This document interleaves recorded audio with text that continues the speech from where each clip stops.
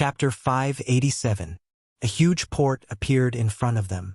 A large number of merchant ships were constantly entering and exiting the port, and the whole port looked very busy. As soon as Sullen's fleet approached the port, a small boat came to guide them. Following the small boat, the 3 ships soon docked at the berth. After arriving at the port, the manager of the caravan immediately went to negotiate with the port personnel. As one of the most frequent ports with the Western continent, the various procedures of Salt City Harbor were handled very quickly. After paying taxes on the goods transported this time, the fleet could find someone to unload the goods and trade. Sulen did not trade directly. It was his first time coming to Salt City Harbor. He was not clear about the prices here, so it was best to observe first before making a decision. At the same time, Sulen came to open up a new channel, so he needed to negotiate with the manager of this port. Of course, these worlds were in charge of professionals. Sulen did not need to come forward. After handing over the matter to the officials who came with him this time, Sulen took Hathaway to visit the city. Sulen and Hathaway kept looking at the surrounding environment. This was an unusually prosperous port city with a permanent population estimated to be more than 200,000. A large ship was docked at the dock, and thousands of coolies were transporting goods. The surrounding people's clothes were very different from those of the Western continent. A large number of armed warriors could be seen everywhere. Hathaway went straight in after seeing a magic shop. Her purpose this time was to buy various magic materials produced in the Eastern continent. Although there were many places in the Eastern continent with harsh environments, some good magic materials were often produced in these areas. This Salt City Harbor first rose because of salt drying. Later, it prospered because of trade with the Western continent. The buildings here also integrated the characteristics of the 2 civilizations. Sulen and Hathaway spent a day touring the city, and at the same time bought a lot of specialties here. The officials of Deepwater City also had a discussion with the officials of Salt City Harbor about the opening of a new channel and finally reached a cooperation. With official support, this channel would develop more smoothly in the early stages. When the merchants found out that this trade route could make a lot of money, they would be like sharks that smelled blood, flocking to it. Salt City Harbor also had a wizard organization. Such a bustling commercial port could bring in a lot of money every day. This was impossible for the wizards who were always short of money to give up. Unlike the Western continent, the cities in the Eastern continent were highly autonomous. The cities would form a loose alliance. There were not many countries on this continent. Many cities were controlled by monasteries or wizard organizations. The business atmosphere here was more prosperous than the Western continent. After learning about the wizard organization behind this city, Sulen and Hathaway went to visit. The wizard organization in this city was very surprised that a legendary wizard came to visit. Then they warmly welcomed them. The great wizard of the city's wizard organization personally welcomed them. What surprised Suren and Hathaway was that this great wizard was also a legendary wizard. But thinking about it, if it weren't for his great power, they wouldn't have been able to occupy this treasured land. After all, the annual income of this Salt City Harbor could be converted into millions or even tens of millions of gold nars. The income of this city was almost equal to the income of a kingdom of Florence. The area of Salt City Harbor was very large. There were also a lot of farmland around the city. In addition to the population of the city, there were a lot of towns and villages around the city. The surrounding resources were all used to support the development of this harbor. Sulen and Hathaway had a discussion with the wizard organization in Salt Lake City. At the same time, the 2 sides also exchanged some knowledge. Of course, the knowledge exchanged was not very precious, but it was still not bad. This knowledge would also play a big role in the North Wind Tower. After completing the knowledge exchange, the 2 sides had a discussion. It was good for wizards to communicate frequently. Sometimes, when an experiment was difficult, they would often get inspiration from the exchange. Unfortunately, the wizard organization did not open the library to Sulen and Hathaway, which disappointed Sulen. However, the exchange of materials was still very good.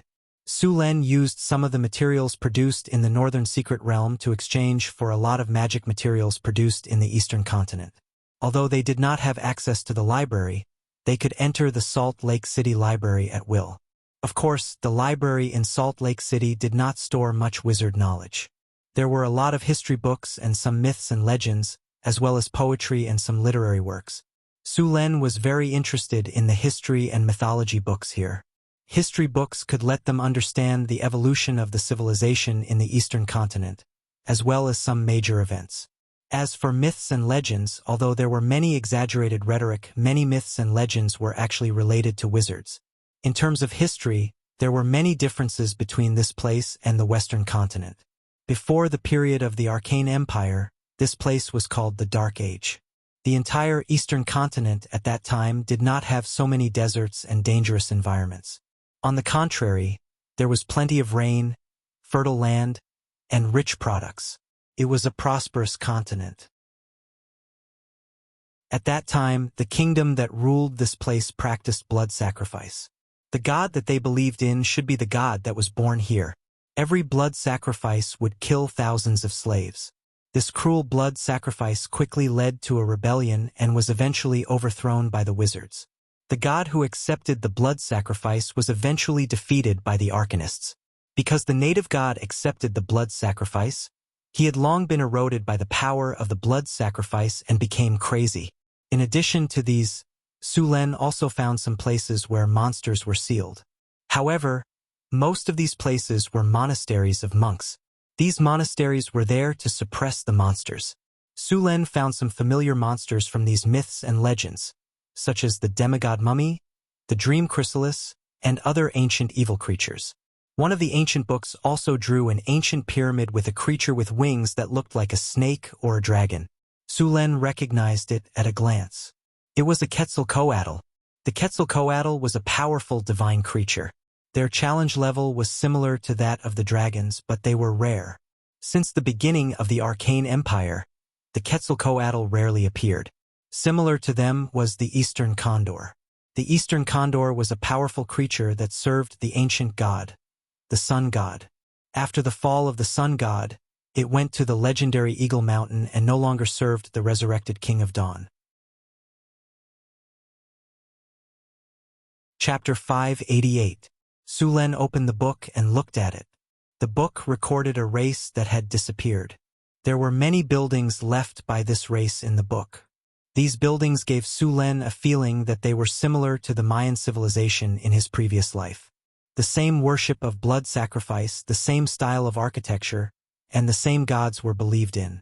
The book in front of him had a strange totem pole with an unknown god on it. The whole totem pole was covered with blood, and blood seemed to have seeped into it in many places. Under the totem pole were countless slaves who had been killed. These slaves were beheaded, and their blood flowed on the pyramid. The gaps of the pyramid seemed to have been filled with blood, and under the pyramid, a large number of humans in simple clothes like primitive people were constantly kneeling. There was also the symbol of wind and rain on the totem pole, which meant that they believed in a rain god. There were no written records of the rain god on other continents, but in this civilization it was very revered. It symbolized the harvest. From ancient times to the present, people had always been in awe of the gods who were in charge of the harvest. Su Len was not very interested in these gods. These gods who had accepted the blood sacrifice did not end well. According to the division of the Arcane Kingdom, these gods belonged to the nature gods. There was no good or evil, and they were very susceptible to the influence of believers. These gods had a high chance of becoming evil gods. Now, the gods recorded in these libraries were likely to have become evil gods. In addition to these materials, there were also records of many disasters and various monsters that happened in ancient times. After looking at some more, Su Len found that these monsters seemed to be the ancient evil that had been sealed. It seemed that although these mortals did not know the origin of these monsters, it did not prevent them from recording these disasters. However, these records had now been regarded as myths by ordinary people. Su Len still got a lot of useful information from these stories, such as where these monsters were killed or defeated. Combined with the map, it was easy to find the approximate location of these monsters that were sealed. In addition to these, there were also many ruins of ancient cities, but it was not known what these ruins had left after thousands of years. Because the main purpose of this trip to the eastern continent was to open up new shipping routes and trade, Su Len did not go to these places to search. Searching for ruins sometimes depended on luck. If they were lucky, they could just dig a hole. If they were unlucky, it was not unusual to spend a year and a half. After staying in the library for 2 days, the fleet also completed the transaction during this time and was ready to return with various goods from Salt City Port. Most of the goods they purchased from the eastern continent this time were tea leaves, cotton, silk, porcelain, spices, pearls, and some enchanted materials. According to the calculations of the manager of the caravan, the profits of this trip were between 200,000 to 250,000 gold nars. Originally, Hathaway wanted to purchase some mermaid pearls, but there were no mermaids living in Salt City Port. Of the sea pearls were only produced in small quantities in the southern part of the continent. After all, mermen were too few in number. Because of the hydrological environment and other factors, the eastern continent was rich in pearls, and the quality was better than the pearls in the western continent. Although they did not buy any mermaid pearls, they purchased a large number of pearls this time, and some of them were magical pearls. Low to medium quality magical pearls could purify some potions, remove the side effects of potions, or neutralize toxins.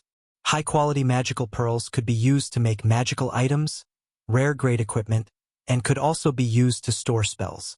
They were very popular among wizards. There were also a lot of silk in the eastern continent. It was also the best silk production area besides the elves. After all, the elven forest had been closed for more than 1,000 years. The number of half-elves was too small, and the production of silk was limited. Many silk were sold from the eastern continent, and of course some were sold by the drows in the underground world. However, the drows sold silk stockings more often. Almost all the nobles went crazy for them. Even the witches could not resist the temptation of silk stockings. This thing was expensive. On the surface world was very hostile to the drows and claimed to cut off all trade with them. However, most of them were just words. It was easy to know if they were trading with the underground world. Just look at the women and see if they were wearing silk stockings. In addition to these, 5 of the people who came this time stayed in Salt City Harbor to build a warehouse. The warehouse would buy materials from Salt City Steel, and at the same time sell various materials from Northern City. Northern City's paper, purple crystal honey, and white sugar were very popular here. The sales of vodka could only be said to be average, but the sales of rum were not bad. Purple crystal honey was the most popular. The wizard organization in Salt City Port directly expressed that they wanted to buy all the purple crystal honey. Although Su Len was tempted, he still rejected them. After all, the warehouse in Salt Lake City still needed money and honey to make a name for itself. There were still many advantages to building a warehouse in Salt Lake Port. When the fleet came again, they could directly transport it back to the mainland. This way, a lot of time could be saved, and at the same time, they could also collect information about the eastern continent. It took a few days for the fleet to complete the supplies and set sail again. This time, in addition to the 3 ships from Deepwater City, Salt City Port also sent 2 armed merchant ships to follow. These people were going to Deepwater City to trade. At the same time, they also planned to build a warehouse in Deepwater City. The return journey was slower than before. After all, when they came, the wind was with them, but now it was against them. Fortunately, the sailing technology of this era was very good. They could still sail against the wind, but the return journey was much slower than when they were with the wind. The 5 ships were lucky this time. They did not encounter those Sawajin. It was also possible that they were badly damaged in the last battle and could not continue to live here. The Sawajin also had many enemies in the sea. Once they declined, their enemies would not let go of this good opportunity. There were also a large number of intelligent races living in the sea.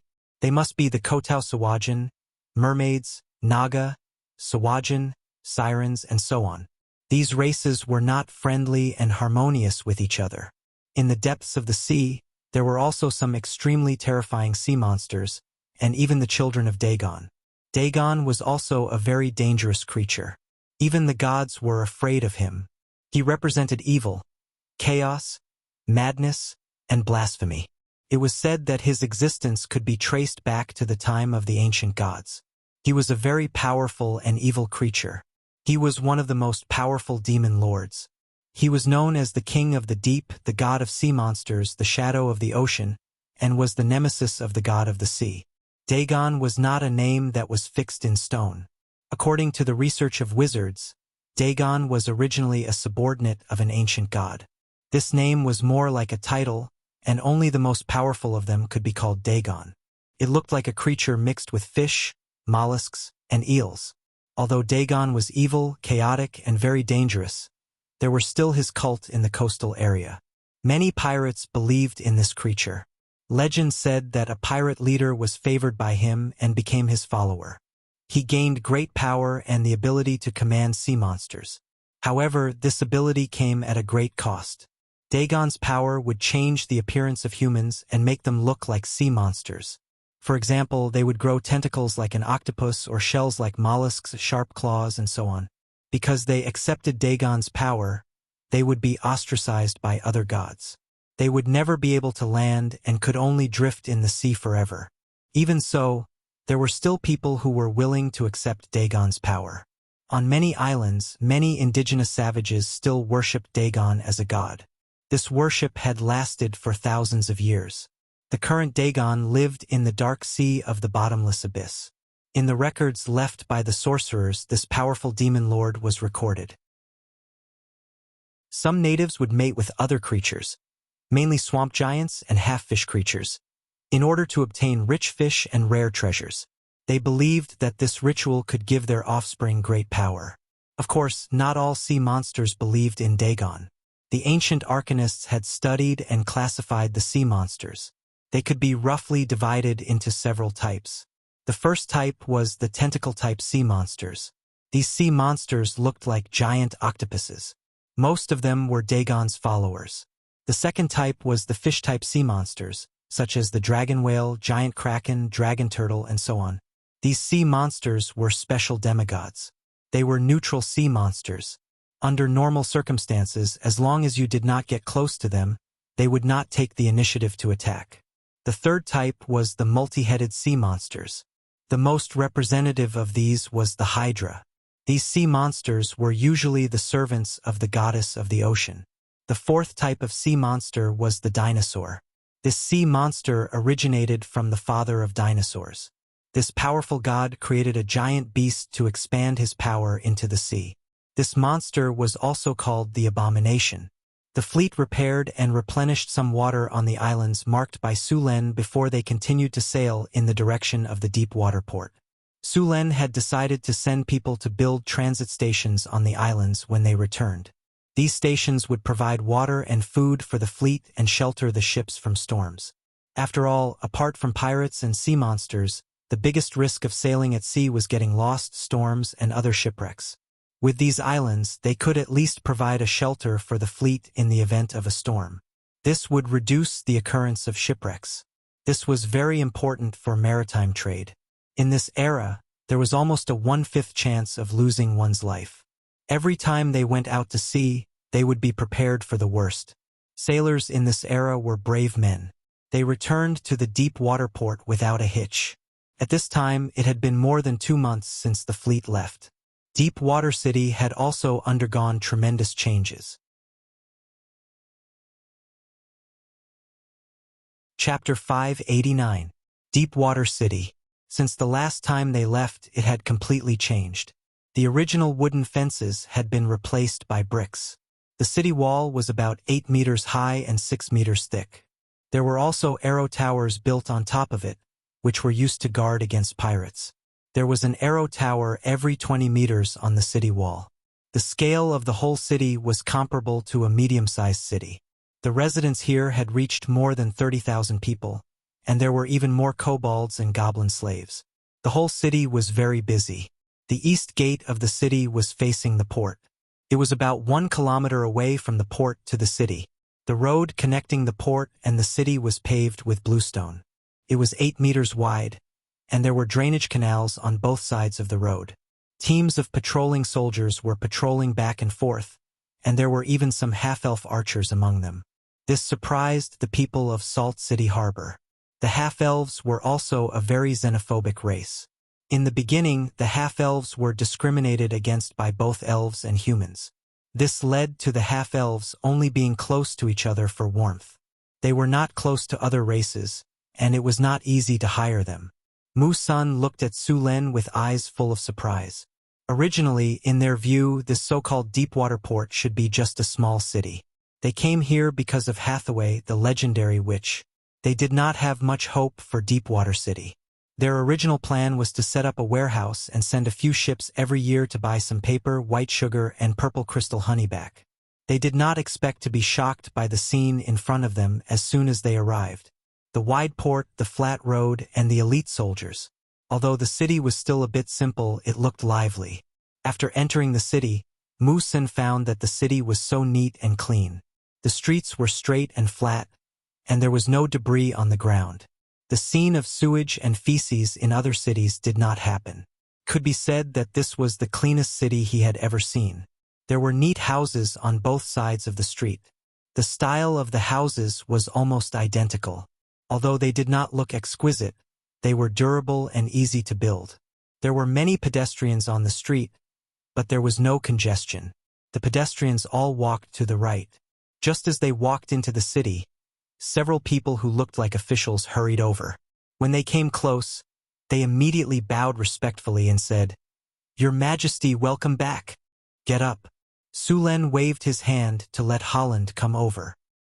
He then pointed to Mu-san next to him and said, "This is the steward sent by Salt City Harbor.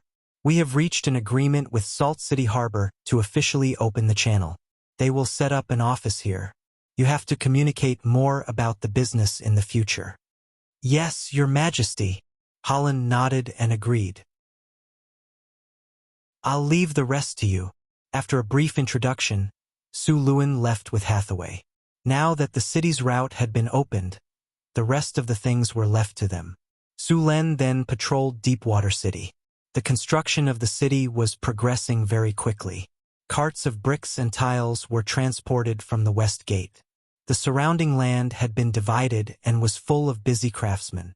There were also well-equipped soldiers patrolling around. A large number of kobolds, goblins, and gnolls were working under whips. On the island in the middle of the river outside the city, warships and armed merchant ships were under construction in the shipyard. According to Sullen's requirements, the fleet of Deepwater Port needed at least 12 merchant ships.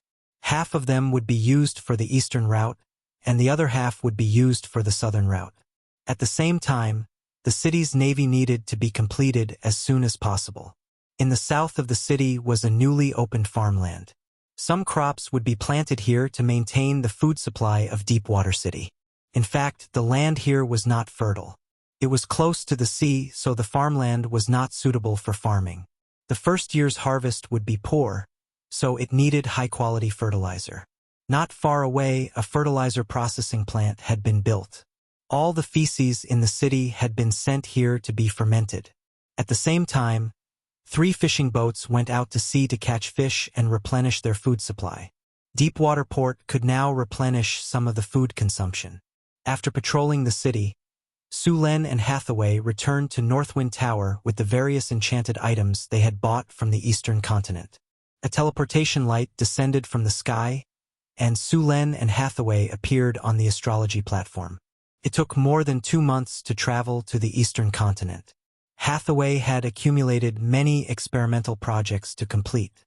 After saying goodbye to Su-len, she hurriedly left. Just as Su-len was about to check on the northern city, Chris came into the room. "Su-len, let me tell you a piece of good news. Alex has successfully advanced." Chris was very happy to see Su-len return. "Alex has advanced?" Su-len was pleasantly surprised. The northern city now had 3 legendary figures: Su-len, Hathaway, and Chris. Now there was Alex. If you only counted the top fighters, the northern city could easily beat some small countries.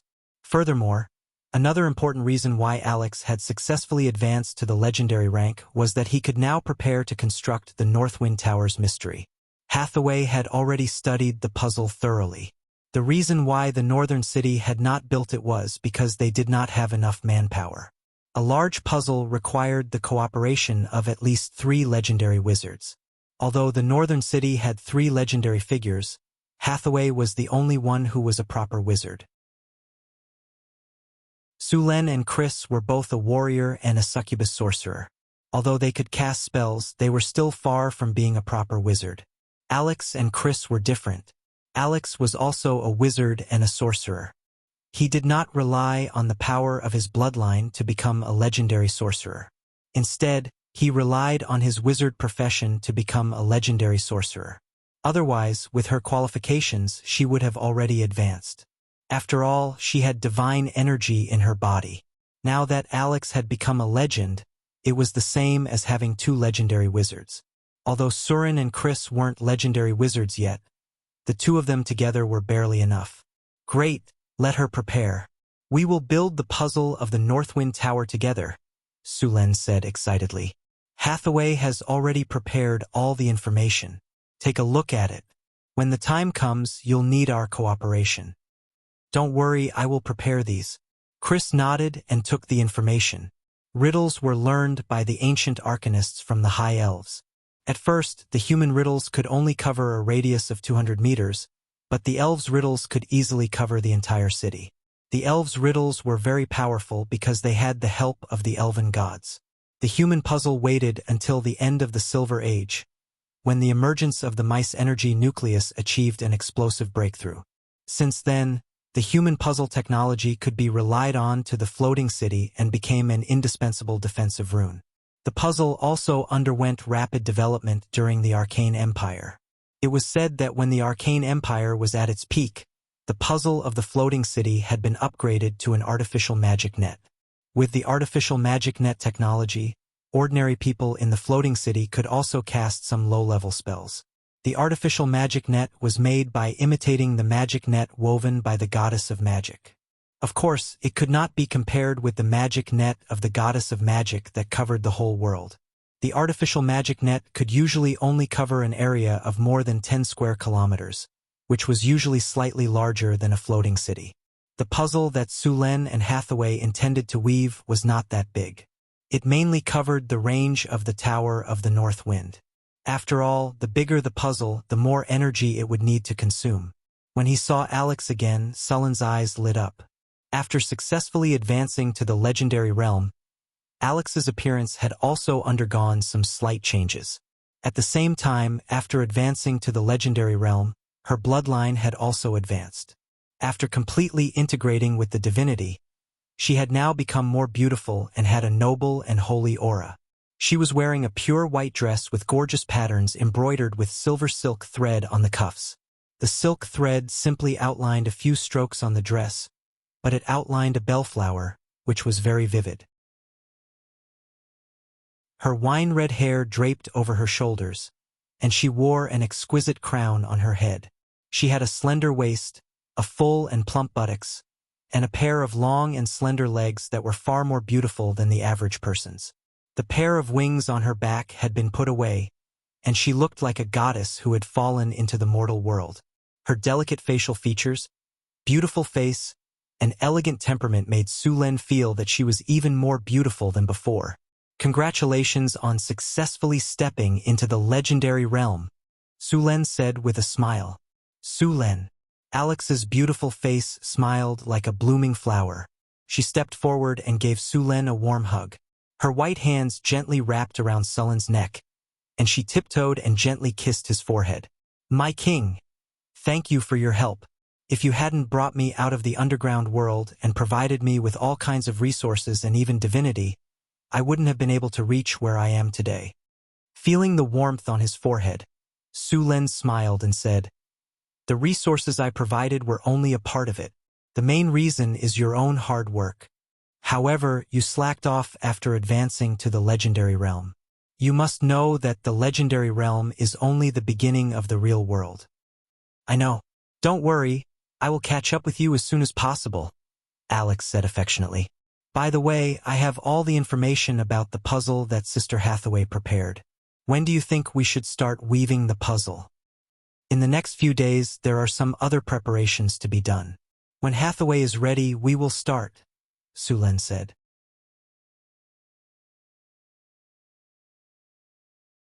Chapter 590. In the North Wind Tower, Sulen was looking through the information on elemental fission. The principle of elemental fission was not too difficult. He had almost finished the research. The theory was already mature, and he only needed to put it into practice. Even the theory of elemental fusion reaction had been successful. However, because elemental fission required high strength of materials, Sulen was a little hesitant. Elemental fission reaction would release unimaginable energy. If the elemental fission furnace was not strong enough, or if the elemental fission reaction was too fast, it was likely to cause a violent explosion.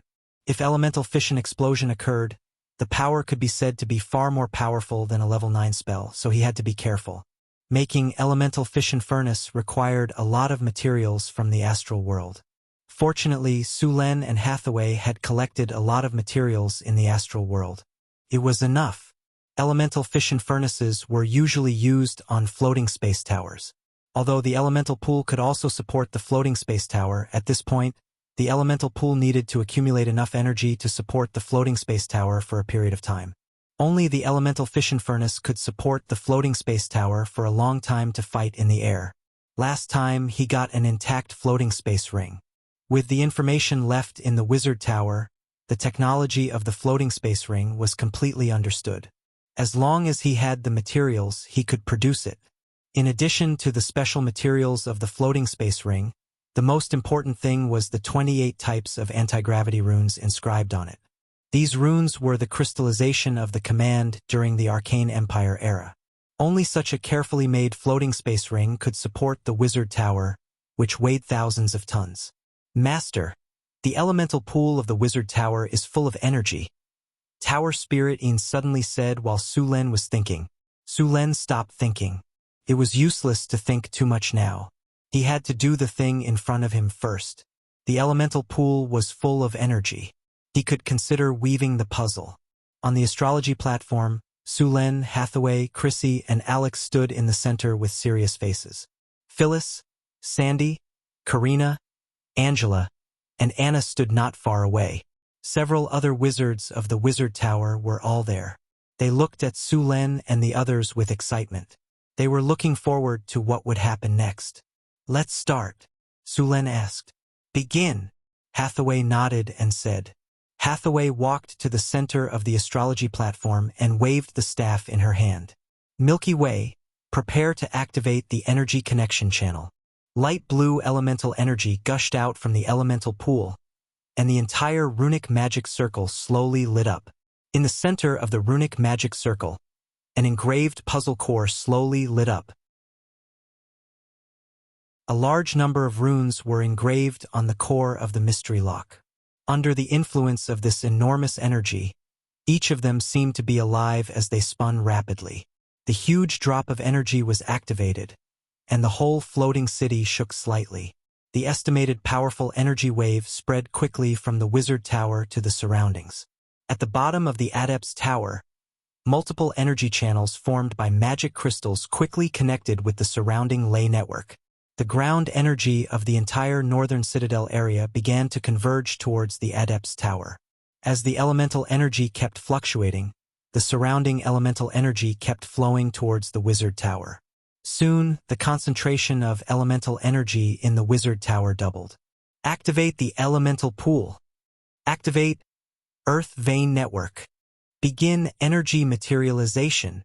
As the orders were given, the entire wizard tower was soon surrounded by an energy siphon.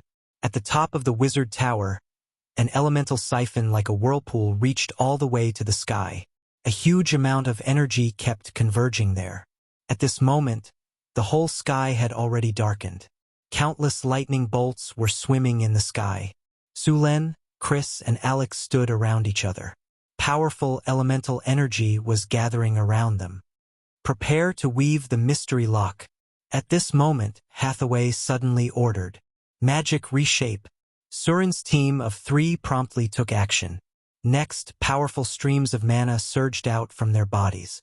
Thanks to their power, the originally chaotic streams of mana began reorganizing themselves. Strands of magic appeared in mid-air. These strands were completely formed by energy.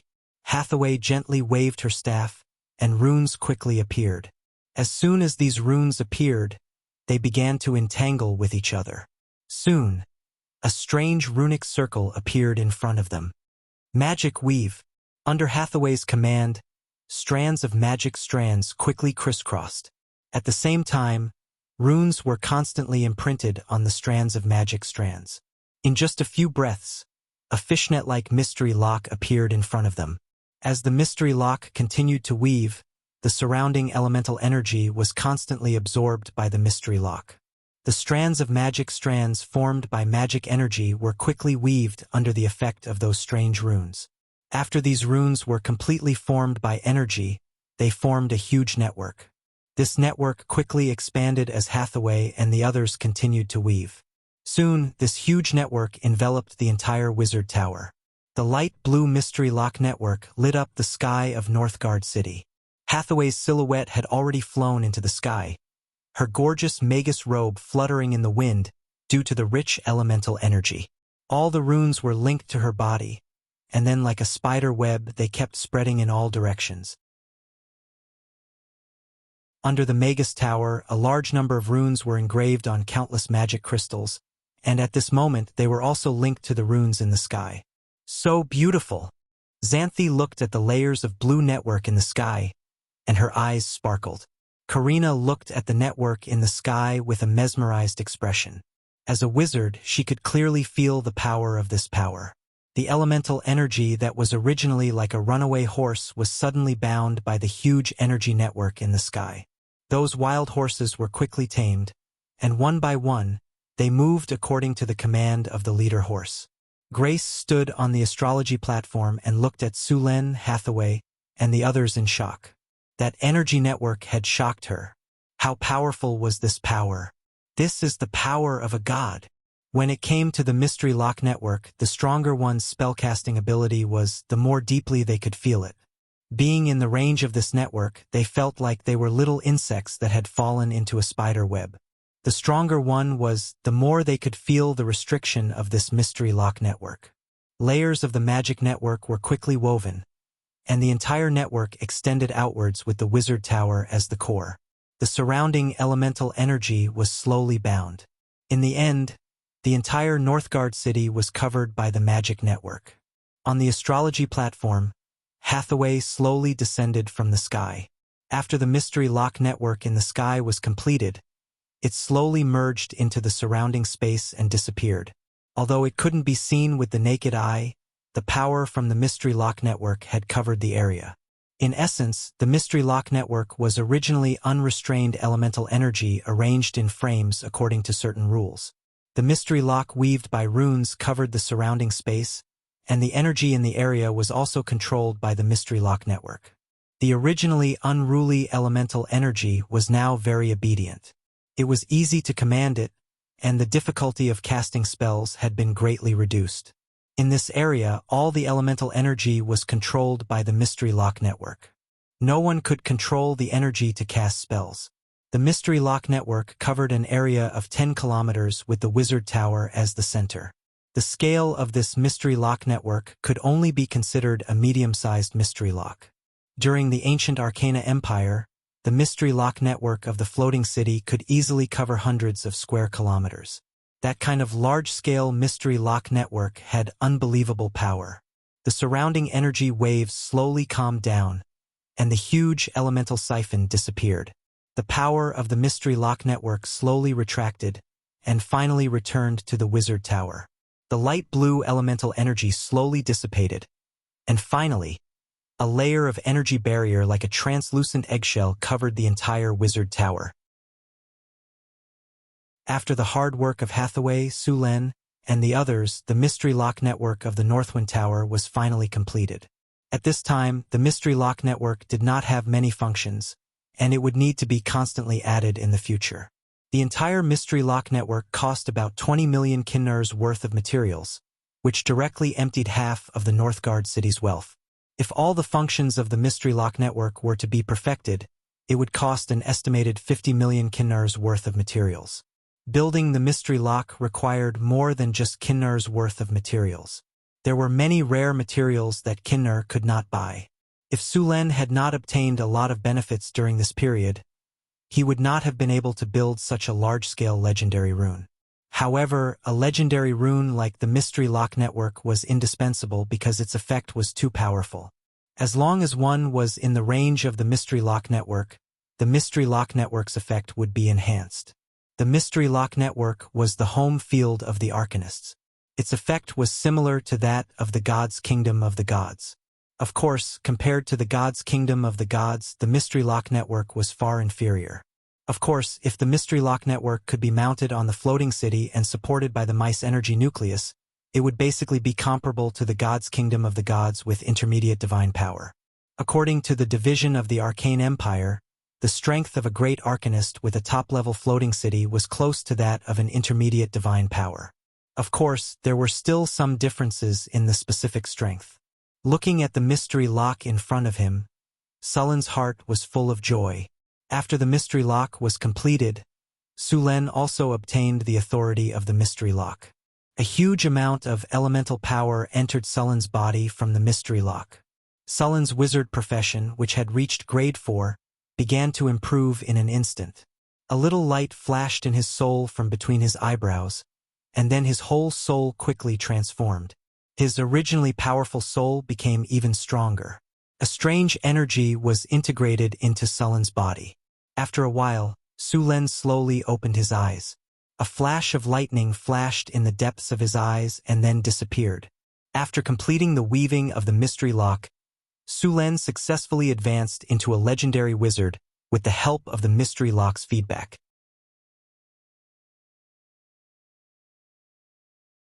Chapter 591.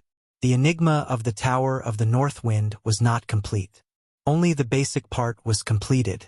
The complete enigma had 4 effects. The first was the enchantment. The enigma had a strong protective enchantment that was used to protect the area inside the enigma from external damage. The second was the spell sequence. This part of the spell was stored in the enigma. As long as one became a wizard and obtained the authority of the enigma, they could use it. Of course, there was a limit to the number of times they could use it. After all, the energy in the enigma was limited. Not everyone could use it at will. However, Sulen and Hathaway were not restricted at all. The third was the anti-magic field. The enigma relied on the control of elemental energy to achieve the effect of anti-magic. However, the power of the enigma was limited and could only stop low-grade wizards. The fourth was the enchantment effect. This enchantment could be used to enchant creatures within the enigma. This enchantment effect could be used once every 24 hours. The fifth type was the permanent effect. For example, the creator of the mystery lock had set up the permanent effect to banish every evil otherworldly being that entered the mystery lock. As long as an evil otherworldly being entered the mystery lock, the permanent effect would be triggered and the target would be banished. According to Hathaway's calculation, if they wanted to complete the enigma, they would need to spend at least tens of millions of kinnar. The game was completed in a short time. Sulen opened the system panel to check the attributes of the enigma. Enigma, unnamed intermediate enigma range, 10 kilometers in radius. Core, Tower of the North Wind enchantment effect. Not added, can add up to intermediate spells. Anti-magic field. Low-grade wizards are forbidden to cast spells within the enigma. Permanent effect. Not added, can add up to intermediate spells. Activated spell sequence. Not added, can add up to intermediate spells. Within the range of the enigma, all people on the same side will be enchanted by the enigma. The magic recovery speed will be increased by 50% to 300%. The difficulty of casting spells will be reduced by 50%. Within the range of the enigma, the difficulty of casting spells will be reduced. Within the range of the enigma, the concentration of elemental energy would also be increased. In the era of the Arcane Empire, even the ordinary civilians could live up to 150 or even 200 years old. In other areas that were not shrouded by the mystery, the residents did not have long lives. Hathaway and Sulen had to slowly add the spell effects on the enigma lock. They would be even busier in the future. After making the Enigma lock, the next step of the Wizard Tower's transformation could be put on the agenda. Su Len. With the sound of footsteps, Hathaway came over and said, "Now it's time to consider upgrading the Wizard Tower to a floating space tower." "It is indeed time to upgrade it." Su Len nodded and said, "By the way, do you have enough materials for the floating ring and the elemental fission furnace?" "The materials needed for the elemental fission furnace have been prepared. We can begin the experiment. Also, the floating ring can be made. However, there are still some parts of the Magus Tower that need to be built. The base of the Sorcerer Tower needs to be reinforced. The foundation of the Sorcerer Tower needs to be replaced with obsidian. Obsidian was hard and had good magic conductivity. In the past, in order to save money, Su Len used some ordinary materials for the foundation of the Wizard Tower, and then added the hardening spell to make it so tough. In addition, the base of the Wizard Tower and the rocks below needed to be separated. Fortunately, Hathaway had taken these into consideration when building the Wizard Tower. The successful foundation transformation of the Wizard Tower was very boring, so these things were handed over to the rock golems. With the addition of obsidian and the hardening spell, the strength of the entire Wizard Tower had been improved again. Theoretically speaking, when building the Wizard Tower in the future, it was best to reinforce all the places with the hardening spell, because the floating space tower that roamed in the astral world must reach the strength of a strategic defensive fortress. Ordinary rock structures were completely inadequate. The enemies encountered in the astral world were very powerful, and ordinary equipment could not survive. In this way, the workload in the future would be even more terrifying. And when the floating space city was upgraded, the number of hardening spells needed would increase by several times. Under normal circumstances, a floating space city had a total of 3 layers of protection. The first layer was a super-large energy protective force field, which could withstand the impact of small meteorite showers in the astral world. It could withstand the energy pressure in a special environment, and at the same time, stabilize the ecological balance inside the floating space city. It could isolate harmful substances from the outside world, allowing the floating space city to be in an environment similar to the ground. The second protective barrier was the Maze Lock, which was a top-level rune that integrated strategy, attack, and defense. Because the energy consumption was too large, it would only be activated in a combat state. To keep the Maze Lock open for a long time, it required a huge amount of energy. The Arcanists could keep the entire Maze Lock open all the time because they had the Mice Energy Nucleus. The last layer of protection was the strength of the floating space city itself. This was to ensure that the floating space city would not be destroyed so quickly when the first 2 barriers were broken. At the same time, its structure would be quite stable. A large number of buildings in the floating space city must be hard enough, otherwise they would collapse and shatter before they could fly. The floating space city was the most outstanding building in the era of the Arcane Empire. It was the war fortress of the Arcanists. Those Arcanists relied on the floating space city to conquer and colonize countries in the multiverse. At that time, they directly drove the floating space city to leave the material plane and go to the astral world. When leaving the range of the main material world, it was easy to have problems if the base was not hard enough to escape gravity. Therefore, the floating space city needed to be built as strong as possible. When the floating space city was teleported as a whole, the pressure that the floating space city needed to withstand was extremely high. The pressure brought about by the space jump was very high. If the strength was not enough, the floating space city would directly collapse and disintegrate during the teleportation. From the era of the Arcane Empire to the present, the number of times that the floating space city had been teleported as a whole was very limited. The few recorded teleportations took place in the battlefield with the gods. The strategic space jump to stop the gods consumed energy at the same time was provided by multiple Mice Energy Nuclei. A single Mice Energy Nucleus could not provide the energy. Su Len could only wait until the elemental fusion furnace was completed to try it. Milky Way. Scan the overall structure of the Wizard Tower. Scanning, perfecting the data, drawing the 3-dimensional image. Soon, a series of data flowed quickly, and the 3-dimensional image of the Wizard Tower appeared in front of them. In addition, Milky Way also marked the situation of the wizard tower. The linked area needs to be disconnected. The link separation components also need to be reinstalled here to support the wizard tower when taking off and landing. The structure of the wizard tower is stable. The energy channel is normal. The energy budget of the elemental pool is insufficient. It seems that before the completion of the elemental fission furnace, the floating space city can only be airborne for a period of time after storing energy, Sulen said after looking at the energy consumption budget. Although using the elemental pool could allow the floating space city to take off, it could not be airborne for a long time, and the means of attack were limited. What is the energy transmission efficiency? 70%. The energy transmission consumption is a bit high. Sulen checked and said, the energy channel needs to be optimized, or too much energy will be wasted. Sulen swiped his finger on the three-dimensional image in front of him, and the three-dimensional image world was divided into two, showing the plane of the wizard tower. Then he tapped on some parts of the wizard tower a few times, and soon several images of the energy channel like a spider web appeared.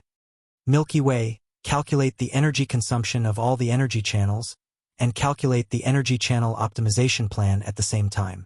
It was a huge project to rely on manual labor to calculate the energy channel consumption, but with the help of the wizard tower spirit, Milky Way, it was easy to put her in charge. Soon, a large number of data flowed in front of Sullen's eyes, and a large number of red marks appeared on the energy channel like a spider web in the wizard tower. There were many areas of the floating space city that needed to be optimized. While Sulen was busy remodeling the wizard tower, Hathaway was not idle. After experimenting with the elemental fission furnace again, she finally began to try to make it. In addition to Hathaway, Alex was also assigned some tasks. As a legendary wizard, she also had the ability to make the materials needed for the floating space city. Alex was making the floating space ring. The floating space ring required a lot of precious materials.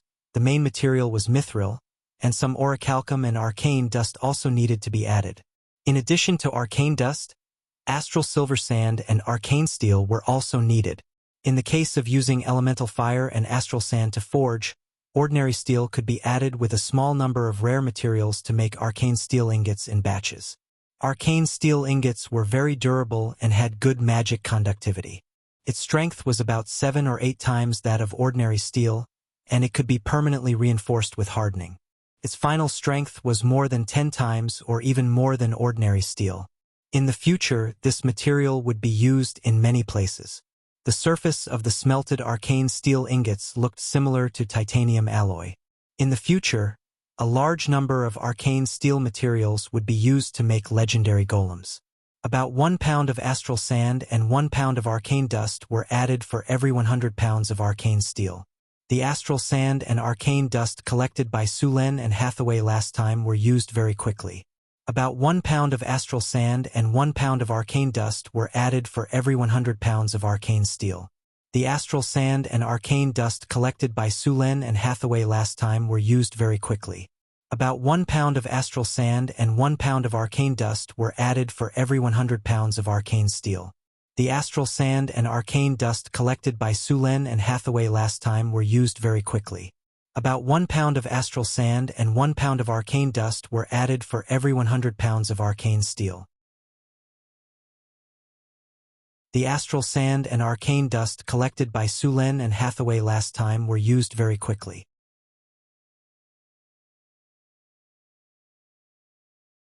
Chapter 592. Hathaway gently waved the magic staff in her hand. A light flashed, and a few fist-sized magic pearls flew up. The energy in the elemental pool was constantly being drawn out, and the concentration of elemental elements in the room was shockingly high. Making an elemental furnace required a lot of energy, and now more than half of the energy in the elemental pool was being used here. On the enchantment table next to her, adamantine, mithril, orichalcum, arcane steel, arcane dust, astral silver sand, magic gems, and other materials were all prepared. Along with the light, a few magic pearls of different colors turned into powder, and the colorful pearl powder quickly merged with the light. The originally blue spirit light now flickered with a rainbow-like radiance. Change form. Hathaway gently pointed the magic staff, and her eyes turned silver. Magic light flew out from the magic staff, and the arcane steel ingots on the enchantment table directly floated up and gradually melted. As the arcane steel melted, the rainbow-like light also merged with it. Creation. The melted arcane steel quickly turned into silver metal under the light, and this piece of metal continued to transform into the shape that Hathaway wanted. At the same time, the arcane dust on the enchantment table quickly disappeared, and a few blue-silver crystals appeared in front of her. Elemental fire. With a light shout, the surrounding mana instantly surged. In the next second, a cluster of light blue flames appeared out of thin air, and then instantly grew stronger like adding oil to a fire. The light blue elemental fire had a very high temperature, but this kind of fire that was researched by wizards was very easy to control. It was suitable for refining potions, and it was very useful for making other things. As the fire grew stronger, pieces of metal ingots quickly melted in the elemental fire. Hathaway gently waved her hand, and a few magic gems instantly turned into countless sparkling powder that merged with the fire. The originally silver liquid in front of her quickly turned into a blue-silver liquid. Large amounts of liquid metal continuously fused with various materials, and then transformed into various shapes under the spell of creation. The structure of an elemental fission furnace was very complicated, and it required a lot of parts. Hathaway constantly controlled the elemental fire to refine. A day quickly passed. Even a legendary wizard would feel a little tired after such a long time of high-intensity casting, but the results were very good. While Hathaway was making the elemental furnace, Sulen was also commanding a large number of workers to modify the bottom of the wizard tower. The bottom of the wizard tower had to be replaced with obsidian, and the connection to the ground had to be disconnected. This kind of work couldn't be done by ordinary workers. Fortunately, there were many gray dwarves in the northern city, and they directly dug according to the blueprint. The bottom of the wizard tower had to be completely hollowed out, and then connected with the metal runes.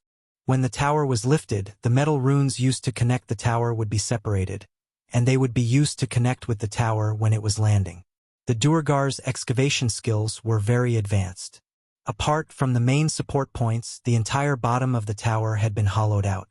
Next, a large number of metal constructs would be installed. The efficiency of the hundreds of gray dwarves was very high. It only took a few days for the bottom of the wizard tower to be completely excavated. A large number of hardening spells were cast on the excavated space, and the whole ground became very hard. In addition, a large number of wizard apprentices were installing the metal runes. In another laboratory in the wizard tower, Alex was refining a floating ring. In the middle of the experiment, a floating ring with a diameter of about 5 meters quietly floated in the air. Alex was concentrating on engraving runes on it. Silver spell energy constantly outlined runes, and then after fusing with mithril and astral silver sand, they slowly merged into the floating ring. The floating ring flashed, and in the next second, a rune appeared on the floating ring. At this time, a large number of runes had been engraved on the floating ring, and the runes were connected from head to tail, covering the entire floating ring. As the last rune fell, the floating ring suddenly burst into a dazzling light, and then the light dissipated, and everything returned to normal. The wizard tower's work lasted for 2 months. When Sulen finished installing all the metal runes at the base of the wizard tower, and the wizard tower's energy circuit was optimized, Hathaway's work was almost done. In the laboratory, a powerful energy wave shrouded this place. Hathaway embedded the last energy crystal in the rune body in front of her, and then put in the already prepared element fission fuel. With a strong light, the high-tech elemental furnace in front of her slowly started up. An amazing energy wave was transmitted from the elemental furnace, and the surrounding energy channels quickly lit up. The powerful energy filled the wizard tower in a flash. Hum! The whole wizard tower shook slightly at this moment, and a powerful elemental tide spread out from the wizard tower. Phew! It's finally done. Looking at the elemental furnace in front of her, Hathaway's tired face flashed with a trace of relief. Sulen, who was instructing the craftsman to check the metal runes, suddenly felt a powerful energy coming from the wizard tower to China. The energy wave was a little shocking, and the aftermath was more than 10 times stronger than the elemental pool in the wizard tower at full capacity. This is the elemental furnace. Sulen was slightly stunned, and then he reacted. Hathaway did it. Then, a teleportation light flashed on Sulen's body, and in the next second, he appeared on the astrology platform. Without stopping, Sulen walked directly to the laboratory. As soon as he arrived at the door of the laboratory, the originally closed door suddenly opened, and a thin figure walked out. It was Hathaway. Seeing Sulen walking in hurriedly, Hathaway smiled at him and said, "It's done. You've worked hard." Sulen looked at the tired Hathaway, stretched out his arms, and directly pulled her into his arms. "Don't worry about these things for now. You're tired now and need to rest. Everything can wait until you've rested." "Okay." Hathaway nodded gently, and then lay in Sulen's arms like a kitten. Sulen waved his hand gently, and the door of the laboratory suddenly closed. Then, Sulen pointed his finger lightly, and streaks of lightning shot out from his hand. As soon as these streaks of lightning appeared, they quickly merged and connected, and soon formed a lightning net that enveloped the entire laboratory. Seeing that the lightning net had sealed the laboratory, Sulen nodded, and then smiled at Hathaway. He directly lifted her up with his arms, and in the next second, the teleportation light flashed, and the two disappeared from the wizard tower. Sulen put Hathaway on the bed in the bedroom, and then watched her fall into a deep sleep. Only then did he walk out of the room, and put away his smile, and restored his dignified expression. Guards. 2 guards appeared in front of him. "You two stay here. Without my order, no one is allowed to go in and disturb her," Sulen ordered directly. "Yes, sir." The 2 guards bowed and saluted. After arranging Hathaway, Sulen left. The preparation work in the wizard tower was almost done, and the next step was to wait for the test. Sulen came to the wizard tower. On the astrology platform, Karina, Chris, Grace, and the others were already there. When they saw Sulen coming, they all greeted him. "Sulen, that energy just now was from the elemental furnace? Sister Hathaway finished making the elemental furnace?" Chris couldn't wait to ask. Sulen nodded and said, "Yes, it's done. That energy just now was the energy wave when the elemental furnace was operating." "Really? That's so powerful. It's amazing." Karina couldn't help but say, "Since the elemental furnace is finished, does that mean our wizard tower can fly?" Phyllis asked excitedly. Sulen reached out and knocked on her head. "What are you thinking? We'll have to wait until Alex finishes making the floating ring." "Ouch, it hurts." Phyllis rubbed her head with a wronged expression. "After the elemental furnace is finished, the elemental pool can basically be eliminated. Even the elemental fission furnace at full power produces more than 100 times more energy than the elemental pool. The energy output is stable and the size is small, so it's very convenient to use.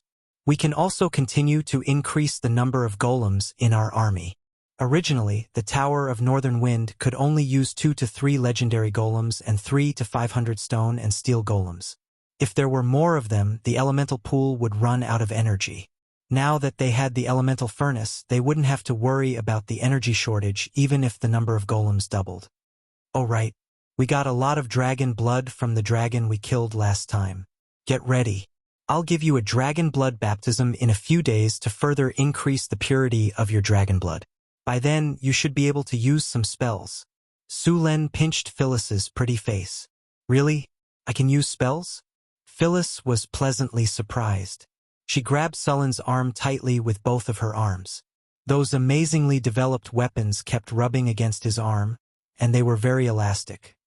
Of course, after the dragon blood baptism, your dragon blood will be further improved, and your strength will also increase. As a dragon disciple, you're born with the ability to cast spells. Of course, a warlock's ability to cast spells is weaker than a wizard's, but you should pay attention and try to be a wizard in the future. I understand. When will the dragon blood baptism be carried out? Phyllis asked eagerly. After I'm done with all the things I need to do. Sulan smiled and said, the dragon blood baptism can be carried out 5 times in total.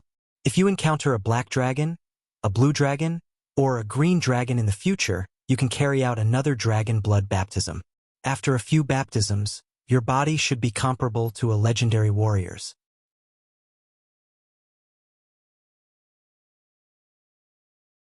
Chapter 593. The dragon blood baptism was very effective in improving one's physical fitness. If the dragon blood baptism was carried out 5 times, it could almost raise the physical fitness of an ordinary warrior or adventurer to the level of a legendary warrior. They would also have some magic abilities and various resistances. If it was a dragon bloodline warlock, the effects of the dragon blood baptism would be even better, and all kinds of spells would be improved. But there weren't many people who could complete the dragon blood baptism 5 times. After all, dragons weren't kobolds that could be casually killed. Moreover, there weren't many true dragons in material planes. The dragon blood baptism used was at least that of an adult dragon. At the same time, one had to resist the corrosion of the dragon blood during the dragon blood baptism. The dragon blood baptism did not improve a legendary warrior's physical fitness by much. It could only improve their toughness and elemental resistance by a small amount. However, although a legendary warrior's physical fitness was strong, they also had to master combat skills. If one wanted to rely on the dragon blood baptism ritual to quickly become a legendary warrior, this kind of trick would be exposed in front of a warrior who had experienced hundreds of battles. Could be said that the gains did not make up for the losses. Alex completed the floating ring in the afternoon after Hathaway left. The complete floating ring was a silver-white ring with a diameter of 5 meters. A large number of runes were engraved on the ring. The whole floating ring was constantly flashing. Even if there was no energy to activate it, the floating ring would still float in the air. Is this the floating ring? It's so beautiful. Xanthi blinked her big eyes and looked at the floating silver ring on the astrology platform. What a powerful rune circle. So exquisite. Karina looked at the floating ring in front of her and exclaimed. During this period, she had seen a lot of top-level wizard creations and paid more attention to wizard knowledge. Now, she was also spending a lot of time to improve her wizard level. After all, it was too difficult to rely on the bloodline ability of a warlock to become a legendary warrior. Although warlocks did not need to learn to cast spells or materials, it was convenient and fast. It was easy to form combat power in the early stages. However, the potential of a warlock was limited. The bottleneck of most warlocks' growth was their bloodline. Only a very small number of geniuses could break free of the bloodline shackles. Of course, even if they knew this, many people still chose to become a warlock. After all, even with the bloodline restriction, most of the time, these warlocks could not even get close to the bloodline shackles. Many people couldn't even reach transcendent rank for, not to mention legendary, in their entire lives. Therefore, the bloodline restrictions of warlocks were meaningless to them. After all, you're asking a bunch of people who can't even reach transcendent rank 4 to consider advancing to the legendary level? It was a complete waste of time. Although the Northwind Principality was located in the northern wasteland, it was still very hot during the summer. After all, the Northwind Principality was over 2,000 kilometers away from the northernmost tip of the continent. As for the Great Glacier and Icewind Valley, they were even further away. As the new pearl of the northern kingdoms, Northern Battlefront City was a famous trade city. Many caravans came and went every day. Whew! This damned weather is too hot. Hadding raised his head and looked at the sun. He wiped the sweat off his forehead and looked at the caravan in front of him. This caravan came from the kingdom of Hytar in the southwest. Ever since the Northwind Principality's goods appeared in the kingdom of Hytar, it quickly swept through the entire kingdom. The goods here were highly sought after by the entire kingdom. The Hytar people were shorter than the northerners but taller than the southerners. Their skin was mostly light brown. Their bodies were well-proportioned and more agile than the northerners. Of course, their strength was slightly inferior. Because the western part of the kingdom was close to the Desert of Death, Half of the kingdom of Hightar was barren and the land yield was not high. Therefore, many people in this country did business. Because of the barren land, many civilians became mercenaries in order to survive. This country's mercenaries were very famous in the Western continent.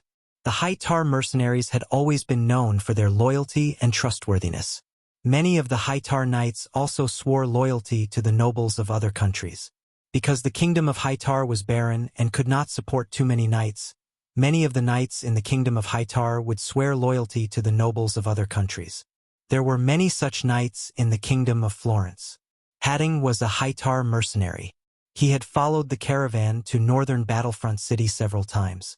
Every time he came, he would be shocked by the roads and the city. The 6-meter-wide stone road was wide and flat. The city was clean and tidy. This was something that other cities did not have. Aside from that, there was also Beifeng dukedom's strict laws. Spitting and littering was punishable by death. There was also the city's taxes. Unlike other cities, Beifeng dukedom didn't have all kinds of taxes. Beifeng dukedom even had the urge to live here. The caravan moved forward slowly. Although many of the merchants were anxious, they could only line up obediently. As for cutting the line, no one dared to do anything. After all, if they dared to cause trouble here, they would lose the right to trade. Then, this trip would be equivalent to a wasted trip. Not many people could afford such a loss. Finally, it was the caravan's turn to enter the city. At the city gate, the tax officer carefully checked the goods and issued a certificate. The caravan slowly entered the city. As soon as they entered the city, the noisy atmosphere hit them in the face. Everyone relaxed as well. For the mercenaries, northern Battlefront City could be said to be very safe. Other cities had more or less gray forces, but there was no need to worry about that here. As long as they did not violate the rules, no one would come looking for trouble. After nearly 2 months on the road, he could not wait to go to the tavern to relax. Northern Battlefront City's wine was very popular. Guys, let's go quickly. I heard that Fiery Bird Tavern has a new batch of wine. Let's go try it today. The voice of a bearded dwarf sounded. On the street not far away, a group of dwarf craftsmen noisily walked towards the tavern. On the other side of the street, a few gnomes looked at the noisy dwarves with disgust. Clearly, they were annoyed by the noise. A group of children rushed out from an alley and quickly shuttled through the crowd. The entire city was thriving. Should I get the reward for this mission and buy a house here? Hadding thought to himself. Rumble. Suddenly, the ground shook violently. Then, a loud sound spread throughout the city. People on the noisy street asked in panic. What's going on? Is someone attacking the city? Is there an earthquake? A large number of people ran to the street to look. At this moment, there was a cry of surprise. Look, what's that? Heavens! Is this a miracle? It's flying. In the center of the city, the symbol of northern Battlefront City, the Northwind Tower, rose slowly under the shocked gazes of countless people. Northwind Tower on the astrology platform. Hathaway floated in the air. In front of her was a three-dimensional model of the Wizard Tower and northern Battlefront City. A large number of data appeared on the projection. The situation of the entire city was projected by the Wizard Tower. Milky Way. Scan the Wizard Tower. Check the tower's structural strength. Scan completed. Wizard Tower operating normally. No abnormalities in the tower structure. Begin separation of the tower. Increase the energy output of the elemental furnace. Prepare to take off. Boom! Powerful energy gushed out of the elemental furnace and entered the floating ring. The entire Wizard Tower shook slightly. A strong wave of energy spread out from the Wizard Tower. Wizard Tower operating normally. Energy transmission normal. Floating ring operating normally. Energy channel operating normally. In the Wizard Tower, the nodes representing the energy channels lit up one by one. The energy channels of the Wizard Tower were activated. Under the control of Milky Way, the connecting metal structures at the bottom of the Wizard Tower began to separate. All connecting structures in the first area have been separated. All connecting structures in the second area have been separated. All connecting structures in the central area have been separated. On the three-dimensional image, the red dots representing the connecting structures all turned green. The wizard tower was completely separated from the ground. Energy output of the elemental furnace is stable. Activate the floating ring. In the center of the first floor of the wizard tower, a silver ring with a diameter of 5 meters slowly rotated. Countless runes lit up on the ring. A powerful energy flowed into the floating ring. The entire floating ring shone with a dazzling light. Kaboom! A huge vibration was heard. The wizard tower trembled violently. Then, this giant structure that was more than 100 meters tall and 500 meters wide slowly rose into the air. It's flying. It's really flying. Karina shouted excitedly. It's incredible. It's really flying. It's like the power of God. Grace was shocked. Phyllis and Sandy were so excited that they couldn't speak. They looked at Sulen and Hathaway with admiration. The other wizards in the wizard tower were also shocked. This time they were full of awe. The floating space tower rose slowly. As the floating space tower rose, a gust of wind swept around the floating space tower. Soon, this giant structure that weighed thousands of tons continued to rise. The whole city was getting smaller and smaller in everyone's eyes. Milky Way, report the status of the wizard tower. Energy supply normal. The structure of the wizard tower is normal. Energy operation normal. The wizard tower rose faster and faster. In just a few minutes, it rose 3,000 meters. The wind was howling, but the wizard tower didn't shake at all. The wizard tower's exterior was also blocked by the wind. Although it was thousands of meters high, the environment in the wizard tower was no different from the ground. Activate the star map to determine the location of the wizard tower. The wizard tower is officially undergoing flight test.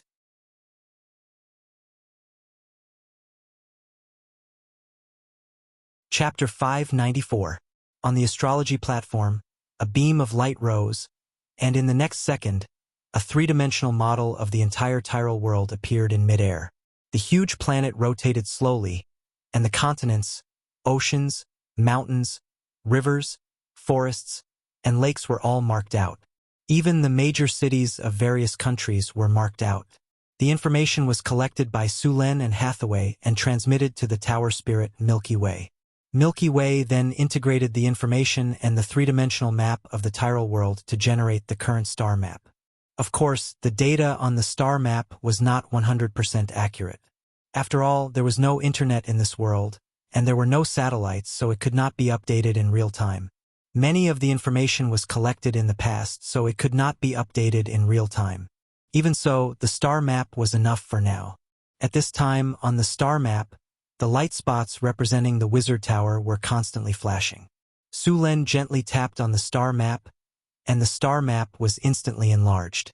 The topographic map of the surrounding area of North City appeared in front of them.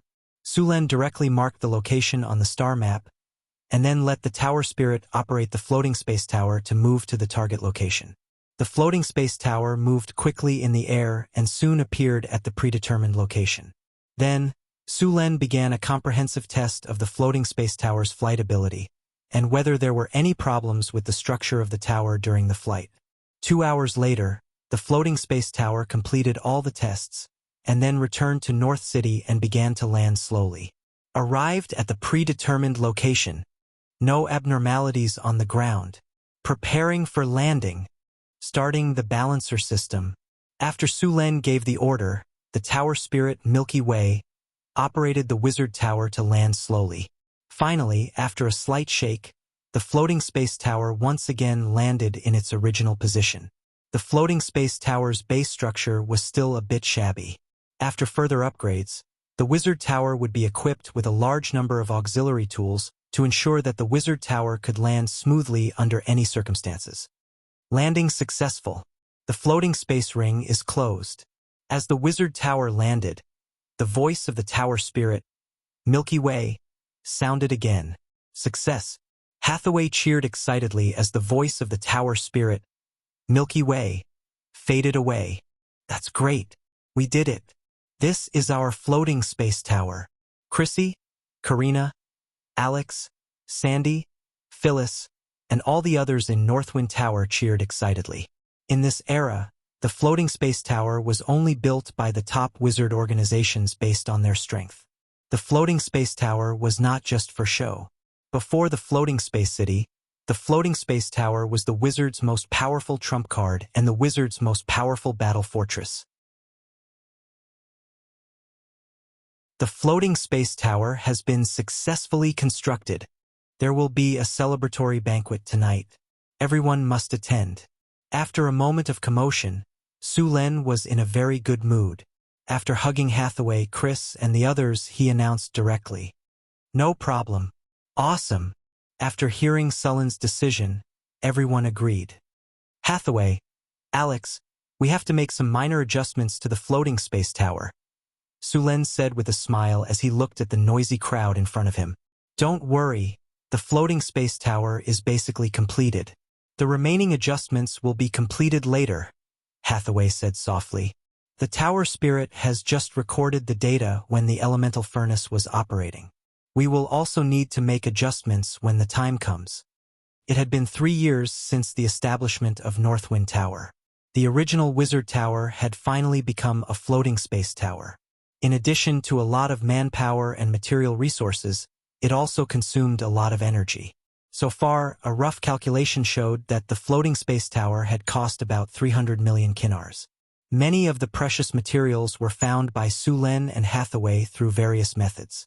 Could not be measured by money. If it were not for the rich mineral resources in the underground world and the large amount of resources in the secret realm of Northern Town, the completion of the floating space tower would still be a long time away. Even if they spent 300 million kinar, there were still many aspects of the floating space tower that needed to be improved, such as the ecosystem and the gravity system in the floating space tower. Sullen's floating space tower could enter the astral world, but the astral world had no air, no water, and no gravity. Although it was protected by the Enigma barrier, it was still troublesome for others. Next, the floating space tower needed to be built with a series of supporting facilities. Although these facilities were not necessary, they were expensive to build. The Enigma barrier also needed to be improved, which would cost more money. Master, where will the banquet be held tonight?"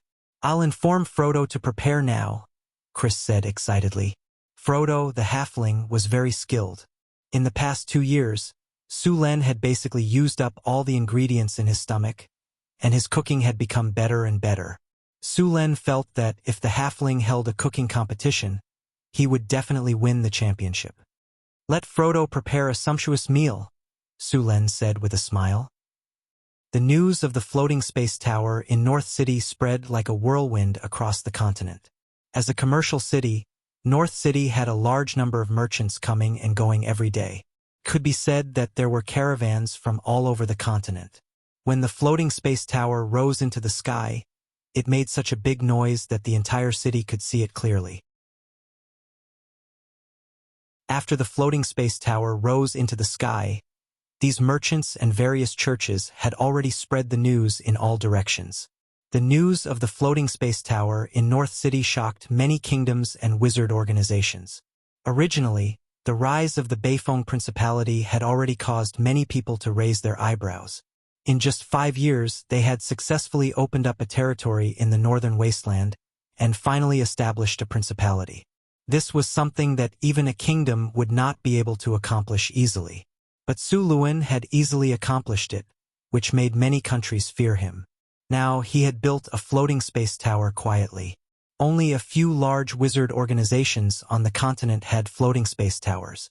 The Duchy of Northwind could be said to have become a first-class force on the continent. The major temples and churches were also surprised by Sullen's strength. Although his importance had been raised many times, they did not expect that they still underestimated him. They became more cautious when it came to matters involving the Kingdom of Florence and the Duchy of Northwind. Su Len was naturally clear about the movements of the outside world. This time, he carried out the flight test with great fanfare on purpose. He wanted to show off his strength to the outside world in this way. After the floating space tower in North City, it had a great strategic deterrent force. In the past, several surrounding kingdoms coveted the Kingdom of Florence and secretly played tricks to provoke wars. But since then, they should consider how to resist the Kingdom of Florence. Due to the successful construction of the floating space tower, the North Wind Tower and the North Wind Academy had also become popular. Originally, those wizard organizations looked down on the North Wind Academy, which had only been established for 3 years. Although the legendary wizard Hathaway was there, its foundation was too weak. Compared with other wizard organizations that had been around for hundreds and thousands of years, the number of wizards and the variety of knowledge collected was far inferior. Therefore, when the North Wind Academy wanted to have some knowledge exchange with other wizard academies, it was not valued and was directly rejected. Now that the North Wind Tower had become a floating space tower, there were many wizard academies who wanted to have an exchange with the North Wind Tower. The goal of these wizard academies was very clear. They wanted to get some knowledge about the floating space tower. The floating space tower was a top-level war fortress that could not be built by just anyone. Even legendary wizards did not have floating space towers. After all, the technology of building floating space towers was only in the hands of a few wizard organizations. This technology could be said to be the secret of every wizard organization. Basically, it would not be spread outside. Even if some sorcerer organizations were willing to sell it, they would have to pay a very high price. After all, this kind of thing was equivalent to a nuclear weapon in his previous life, and it was no joke. Of course, those large sorcerer organizations would also use this knowledge to tempt some legendary sorcerers to join them. After the North Town had the floating space tower, those wizard organizations also wanted to pay some price to get information about the floating space tower from them. It was not that the information about the floating space tower could not be sold, but it was impossible to get it without paying a sufficient price. Moreover, Su Len did not intend to sell the elemental furnace. Although the energy provided by the elemental pool was not as good as that of the elemental fission furnace, it was barely enough to support a floating space tower. It was important to note that the wizard tower that had killed the abomination used the elemental pool as its energy source. The North Wind Tower in the North Town used the elemental furnace, which made the floating space tower qualified to travel in the astral world. To enter the astral world, it required a lot of energy, and ordinary elemental pools could not provide it at all. The floating space tower needed to maintain the ecosystem, gravity system, and other auxiliary facilities, which consumed a lot of energy. Ordinary wizard towers only needed to move in the material plane. They did not need the ecosystem, gravity system, and so on, so the energy consumed was greatly reduced. After the wizard tower that used the elemental pool was full of energy, it could also support the floating space tower to fight. Of course, this kind of wizard tower's endurance was limited. According to the current standard of the North Wind Tower, it could fight for a day after it was full of energy, and it could release the magic energy particle railgun 8 to 10 times. Because the floating space tower's puzzle used a single elemental pool, the opening of the puzzle did not affect the endurance of the elemental pool. If one wanted to prolong the combat time, one could also consider reducing the size of the floating space tower. The North Wind Tower in the North Town was built according to the top wizard tower. Lowering one standard and reducing the floating space tower to a height of 100 meters, the same elemental pool could increase the endurance of the floating space tower by about half. Of course, the power would be reduced correspondingly, but it was enough for a floating space tower in the main material plane.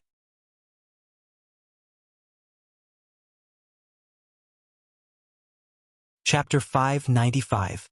Whether it was the floating space ring technology, the Enigma technology, or other technologies in the Wizard Tower, one had to pay a high price to obtain them. There were only a few wizard organizations that were qualified to exchange for them. Even so, it was enough for Su Len to make a lot of profits and add some strength to the construction of the floating space city. The northern town had become more prosperous. The existence of the floating space tower made the place even more dazzling. Seizing the opportunity, the North Wind Academy also spread the news that they were recruiting wizard apprentices. For a time, the nobles of several surrounding countries brought their children to the northern town. The North Wind Tower had always been short of manpower. The manpower referred to wizards. Su Len had less than 10 wizards under his command. After all, wizards needed a lot of time to grow. However, there were 20 or 30 wizard apprentices. If the harpies under Alex had not been promoted to winged people and could act as some low-level wizards, the North Wind Tower would have been in a more difficult situation. These winged people were basically bloodline warlocks. However, after becoming winged people, their intelligence was the same as that of humans. They could try to learn spells, but there were not many winged people who could become wizards in the end. These winged people who succeeded in becoming wizards would become the elites of the winged people. Since Alex merged with divinity and became a legend, the energy radiation around her body had become stronger. As the queen of the harpies, her bloodline radiation could make low-level harpies evolve from harpies to winged people. Now that this power had become stronger, the number of harpies who had successfully become winged people increased again. Now, the number of winged people in the northern town had reached more than 200. More than 200 bloodline warlocks. Although their levels were not high, they were still a very powerful force. The emergence of these winged people finally relieved some of the shortage of manpower. Now, the secret realm in the northern town was basically taken care of by these winged people. Sulen and Hathaway had studied the Harpies' bloodline. To be honest, the Harpies' bloodline that originated from the god of wind had almost completely disappeared. The Harpies' bloodline was mixed with a lot of other bloodlines. Without Alex, the Harpies' bloodline would continue to degenerate. In the end, their intelligence would degenerate to a level higher than that of beasts. Alex's bloodline power could prevent these harpies from degenerating and even slowly evolving. However, there was a limit to this kind of evolution. Most harpies were unable to become winged people, unless Alex became even more powerful and his bloodline evolved to that of a demigod. In the secret territory of Northern Guard City, Sulen took a moment to enjoy his afternoon tea in his treehouse. When the breeze blew, the fragrance of flowers floated over. The sun shone on her body, making her feel warm and comfortable. Sulen stopped sleeping. Go and take a look at the wisdom tree. At this moment, Phyllis ran over and grabbed Sulen's arm and shook it. What's wrong? Sulen, who was a little sleepy, immediately woke up. Phyllis said excitedly, The wisdom tree. The wisdom tree has borne fruit. Sulen was taken aback for a moment before he replied, All right, I'll head over right now. With that, he got up and quickly followed Phyllis to the botanical garden. From afar, Sulen could see the wisdom tree's towering crown. The aura of nature in the surroundings was even thicker. After arriving here, the surroundings were shrouded in a rich life force. The aura of nature around the wisdom tree had become even stronger. Soon, Sulen arrived at the wisdom tree's surroundings. The tall wisdom tree was lush with leaves and branches. On the branches, Sulen saw some round objects that looked like fruits. Sulen, look, those are the fruits. Sandy pulled Sulen excitedly and pointed at the fruits on the wisdom tree's branches with her other hand. The fruits looked like they were about the size of coconuts. They were perfectly round and green in color. There weren't many fruits.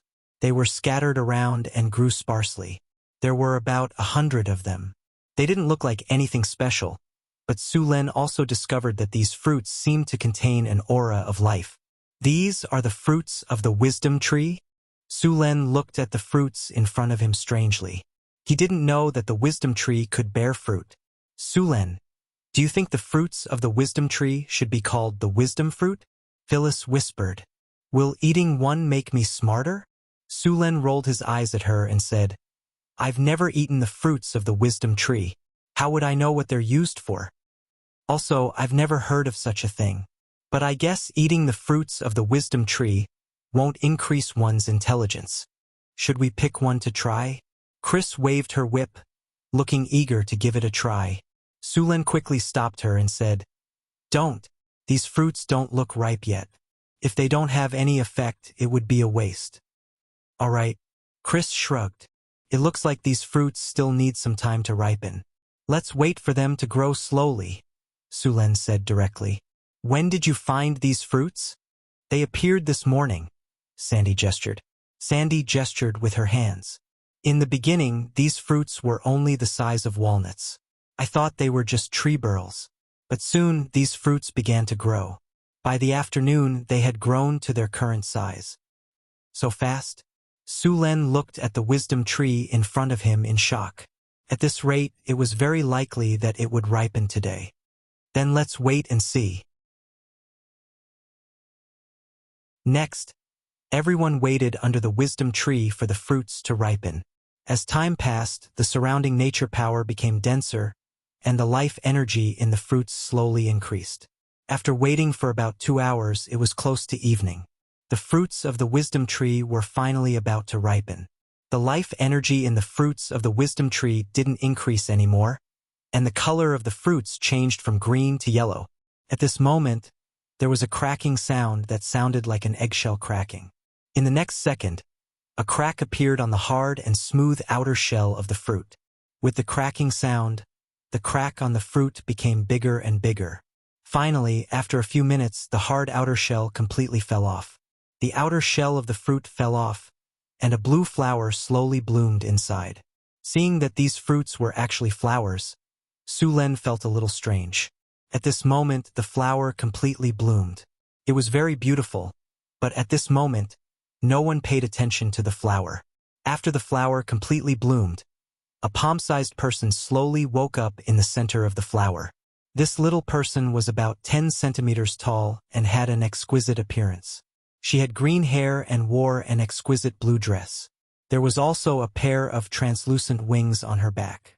Her body was slender and her skin was white and tender. She wore boots that seemed to be woven from tree vines. Exquisite and cute, she looked like a miniature version of a stunning beauty. After the flower completely bloomed, this little beauty woke up from her sleep. After yawning, she slowly opened her eyes. However, when she looked up and saw the crowd, she was so scared that she immediately hid behind the flower petals. "Is this a fairy?" Phyllis said in surprise. "It should be a flower fairy." Sandy said with uncertainty. "This is born from the wisdom tree. It should be called a tree fairy," Chris said. Su Len looked at the little guy who was hiding in shock. He was also surprised that the wisdom tree could give birth to such a life. "This is a flower fairy, but it can also be called a tree fairy," Hathaway said excitedly. "I didn't expect the wisdom tree to give birth to such a miraculous life." Flower fairies were favored by nature. They were born beautiful and usually lived in forests with excellent environments. They were born timid and not very strong, but they were born with some nature spells. There used to be many of them in the forests of material planes. However, as humans hunted and killed these creatures, the number of flower fairies decreased greatly. They were almost extinct. Flower fairies were born with luck. Some wizards would kill them in a special way after catching them and obtaining large amounts of fairy dust. This fairy dust contained the power of luck and could increase the success rate of making various potions and magic items. There were also some humans who liked these flower fairies and spent a lot of money to hire people to capture them and keep them in cages as pets. For a period of time, many noble ladies were proud to own a flower fairy. "I didn't expect the wisdom tree to give birth to a flower fairy," Su Len said in surprise. Flower fairies often appeared as companion creatures. Sometimes they would appear around some ancient trees. They could speed up their growth and reduce pests and diseases. They could also collect pollen and make honey. The trees would also provide them with protection. Su Len appraised the flower fairies in front of him. A spiritual light spread out.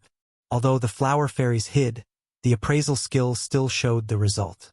Target: flower fairy, tree fairy, fairy. Race: fairy danger level, low skills.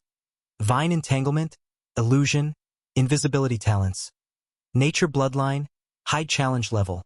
5. These flower fairies weren't very strong, but their survival ability in the forest was still very strong. Although they didn't have great strength, as long as they hid in the wild, it was very difficult to find them. Even wizards couldn't find them. Flower fairies usually lived with trees. They were also called tree fairies. They were a mystical companion race. At this time, other than the flower fairy in front of him, the rest of the fruits on the wisdom tree also began to crack. Sounds like eggshells cracking were heard. Soon, flower fairies were born one after another.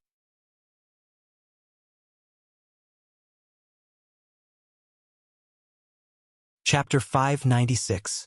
Roughly an hour later, over 100 flower fairies surrounded the wisdom tree.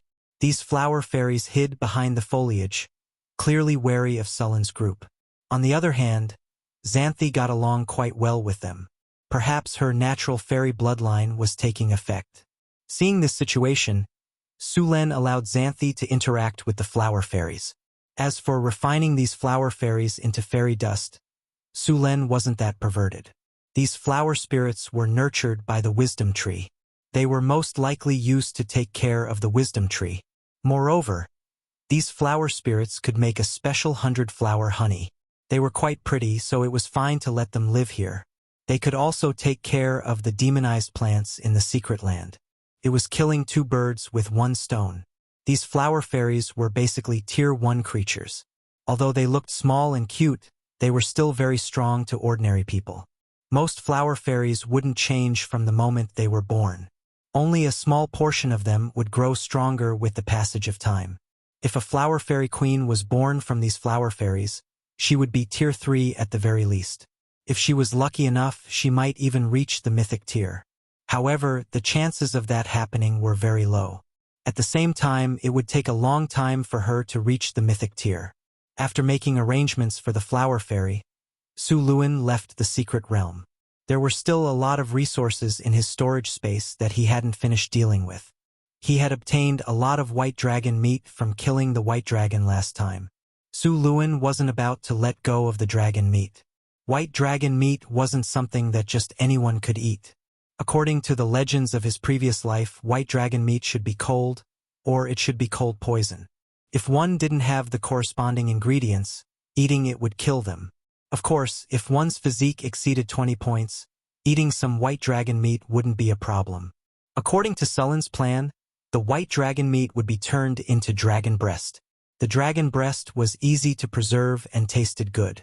The meat of various demonic beasts in this world could more or less increase one's physique. Some special demonic beasts could even increase other abilities. Hence, demonic beast meat was very popular. However, although the demonic beast meat could increase attributes, it would lose its effect after repeated consumption.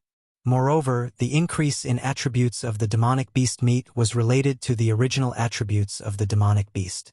The maximum attributes would not exceed the original attributes of the demonic beast. Therefore, it was impossible to rely on eating demonic beast meat to become invincible. There were also people in this world who had specially experimented and organized the eating of magical beast meat, and left behind a book called Magical Beast Mountain and Sea Scroll, which recorded the living habits of thousands of magical beasts in the entire Tyran world, their living environment, their strength, preferences, and so on. In addition, there were also the customs of the world, famous mountains and rivers, geographical phenomena, local specialties, and so on. At the same time, he also recorded the cooking methods of these magical beasts, as well as what supplementary ingredients were added to remove the poison or improve the effects. It could be said that this book was all-encompassing and was called a geographical encyclopedia. Of course, some people called it a geographical cookbook. However, although this book was widely circulated, most of it was incomplete. Su Len did not have a complete book in his hands, and this had always been a regret in his heart. The preparation of dragon breast was very simple. Su Len had done this before. All kinds of seasonings were prepared, and then it was time to cook. In order to make the dragon breast taste better, Su Len specially called the halfling human chef Frodo to help. "Oh my God! Is this a dragon?" Frodo was shocked when he saw the white dragon corpses piled up on the platform. "I never thought that there would be a day when I would use dragon meat to cook. I have decided that I must record today's events. When I retire, I will write an autobiography for myself," Frodo said while dancing with joy. "How is it? Can you handle the dragon meat well?" Su Len said with a smile. Frodo circled around the dragon and said without raising his head, "Don't worry, I won't go wrong." "That's good. I'll leave it to you." Su Len directly handed the task of processing the dragon meat and making dragon breast to Frodo. "No problem. I was just about to study dragon meat." Frodo's eyes lit up. He looked at the white dragon corpse in front of him as if he was looking at a great beauty. He could not wait to cut it with his knife, but as soon as he started, he was stunned. The knife in his hand could not pierce the dragon's scales and skin. Although Frodo was a grade 3 rogue and had good strength, he was in a difficult position when facing a dragon with thick skin. Halflings were born agile, but they lacked strength. Even a grade 3 rogue's strength was limited. Even a grade 3 warrior might not be able to pierce the dragon's scales and skin with full strength, let alone a halfling. Thus, an awkward scene appeared. Frodo held his knife but could not cut the dragon's meat. Looking at Frodo's darkened face, Sulen held back his laughter and called a few barbarian warriors to help. He asked them to separate the dragon's skin and flesh. With the help of a few barbarian warriors, the white dragon's skin was quickly separated. Except for some that were not suitable for making dragon robes, the rest were left for Hathaway to process. In addition, Sulen extracted all the dragon's blood. The lowest quality dragon blood was used to make dragon blood ink, which could be used to make magic scrolls. The better quality dragon blood could be used to make dragon blood potions or other ingredients for potions. As for the best quality dragon blood, it could be used to make dragon blood potions or for dragon blood baptism. Sulen divided all the dragon blood according to its quality and then stored the white dragon's heart. This dragon's heart was a precious material that could be used by Hathaway. He then picked up a crystal ball in his hand. The crystal ball was red. It contained the dragon blood that Sulen had just extracted. The dragon blood did not seem to be much, but it was the most precious blood in a white dragon. Sulen planned to use this dragon blood to give Phyllis a dragon blood baptism. The amount of dragon blood was only enough for one person. Sulen put away the dragon blood and then went to check on Frodo's work. As soon as he arrived, Sulen smelled a tempting scent. He looked up and saw a dozen large stoves on the platform. Large iron pots were placed on top of them. White dragon meat was simmering inside. The dark red soup kept boiling, and the dragon meat kept rising and falling. Frodo was stirring in one of the pots and adding all kinds of spices. From time to time, he would use a small spoon to scoop up some to taste. "Frodo, how's the preparation?" Sulen asked as he came to his side. "It's almost done," Frodo said. "The large dragon heads have been turned into dragon meat. I've also cooked the small dragon heads and those that are not suitable for dragon meat. Look, this is fried dragon meat with scallions. This is braised dragon meat, and this is crispy dragon tenderloin." Frodo came to another table. There were more than a dozen plates on the table, and all of them were covered with lids.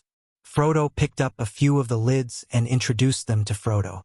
As soon as he opened the lids, Sulen immediately smelled the aroma that was far more delicious than before, kept stirring his stomach. The cooked food was kept in special utensils. As long as the lids were closed, they could be kept for a long time. North Town Palace. During this time, the North Town Palace was very lively. Sullen's women were all there. It was the Harvest Festival in North Town. There were 3 biggest festivals in North Wind Principality. The first was the founding of the nation, the second was the Harvest Festival, and the third was the New Year. As for the other festivals, Sulen was not interested in them, so he did not pay much attention to them. Other countries had fewer festivals. Usually it was the king's birthday or the national day. The Holy Church had many festivals, such as the Holy Birthday Day, Holy Sacrifice Day, and so on. However, these festivals were usually only celebrated within the church. Every country in the world was wary of the church. After all, the Holy Kingdom of Light had been a lesson. The kings of every country did not want to be replaced by the Holy Church. After seeing Frodo's delicious dishes, he decided to hold a banquet. After returning to the palace, he sent someone to inform the others. Then, he went back to the Hidden Realm to check on Xanthi's homework. As the weakest and the youngest among the girls, Sulen needed to supervise her. Xanthi was very hard-working. She was very cooperative with Sulen's teaching. She even had a real battle practice. Of course, Xanthi was defeated in the end. However, this was normal. It did not matter if she lost. She could learn more from him in the future. When she was familiar with the skills, her combat power would naturally increase. After a battle, Xanthi surrendered. In the end, she was led to the palace by Su Len. At this time, the palace was already brightly lit. A large group of maids were busy preparing the banquet. After Su Len gave the order, the maids went to prepare. As the chief steward of the palace, Annie was preparing all kinds of delicious food. She took out the most precious wine from the wine cellar. Of course, these were all non-staple foods. The main dish was still the dragon meat banquet prepared by Frodo. Everyone liked Frodo's dragon meat banquet. Soon, the sumptuous dragon meat banquet was served. 2 hours later, the sumptuous dragon meat banquet was over. After eating, Su Len got up and went upstairs. He whispered in Phyllis's ear, "Come to my room after you take a bath tonight." Phyllis's pretty face instantly turned bright red. Her white jade-like ears were like cooked prawns. Although Sullen's voice was very low, the people at the table were not ordinary people. They had sharp senses. Naturally, they heard Sullen's words clearly. They all looked at Phyllis with teasing and flirtatious eyes. But soon, Su Len got up and said to the others, "You can't run away. Remember to come tonight." White dragon meat was cold in nature, tasted great and was very nutritious. However, there was also a problem. It had some side effects. People could not stand without eating it.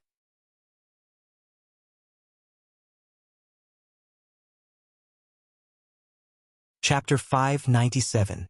Inside the room, Phyllis had already cleaned herself up.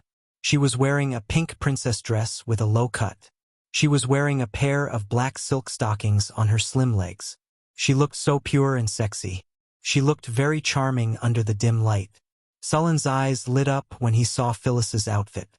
He liked it very much, and he couldn't help but want to have a good relationship with her. However, when he thought about the dragon blood baptism, Su Len suppressed the thought. He was going to do it after the dragon blood baptism. "Phyllis, stand here." Su Len waved his hand. Phyllis obediently walked over, but her breathing became a little rapid. "Hold my hand."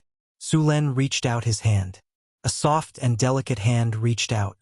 Her fingers were white and slender, and her nails were painted red.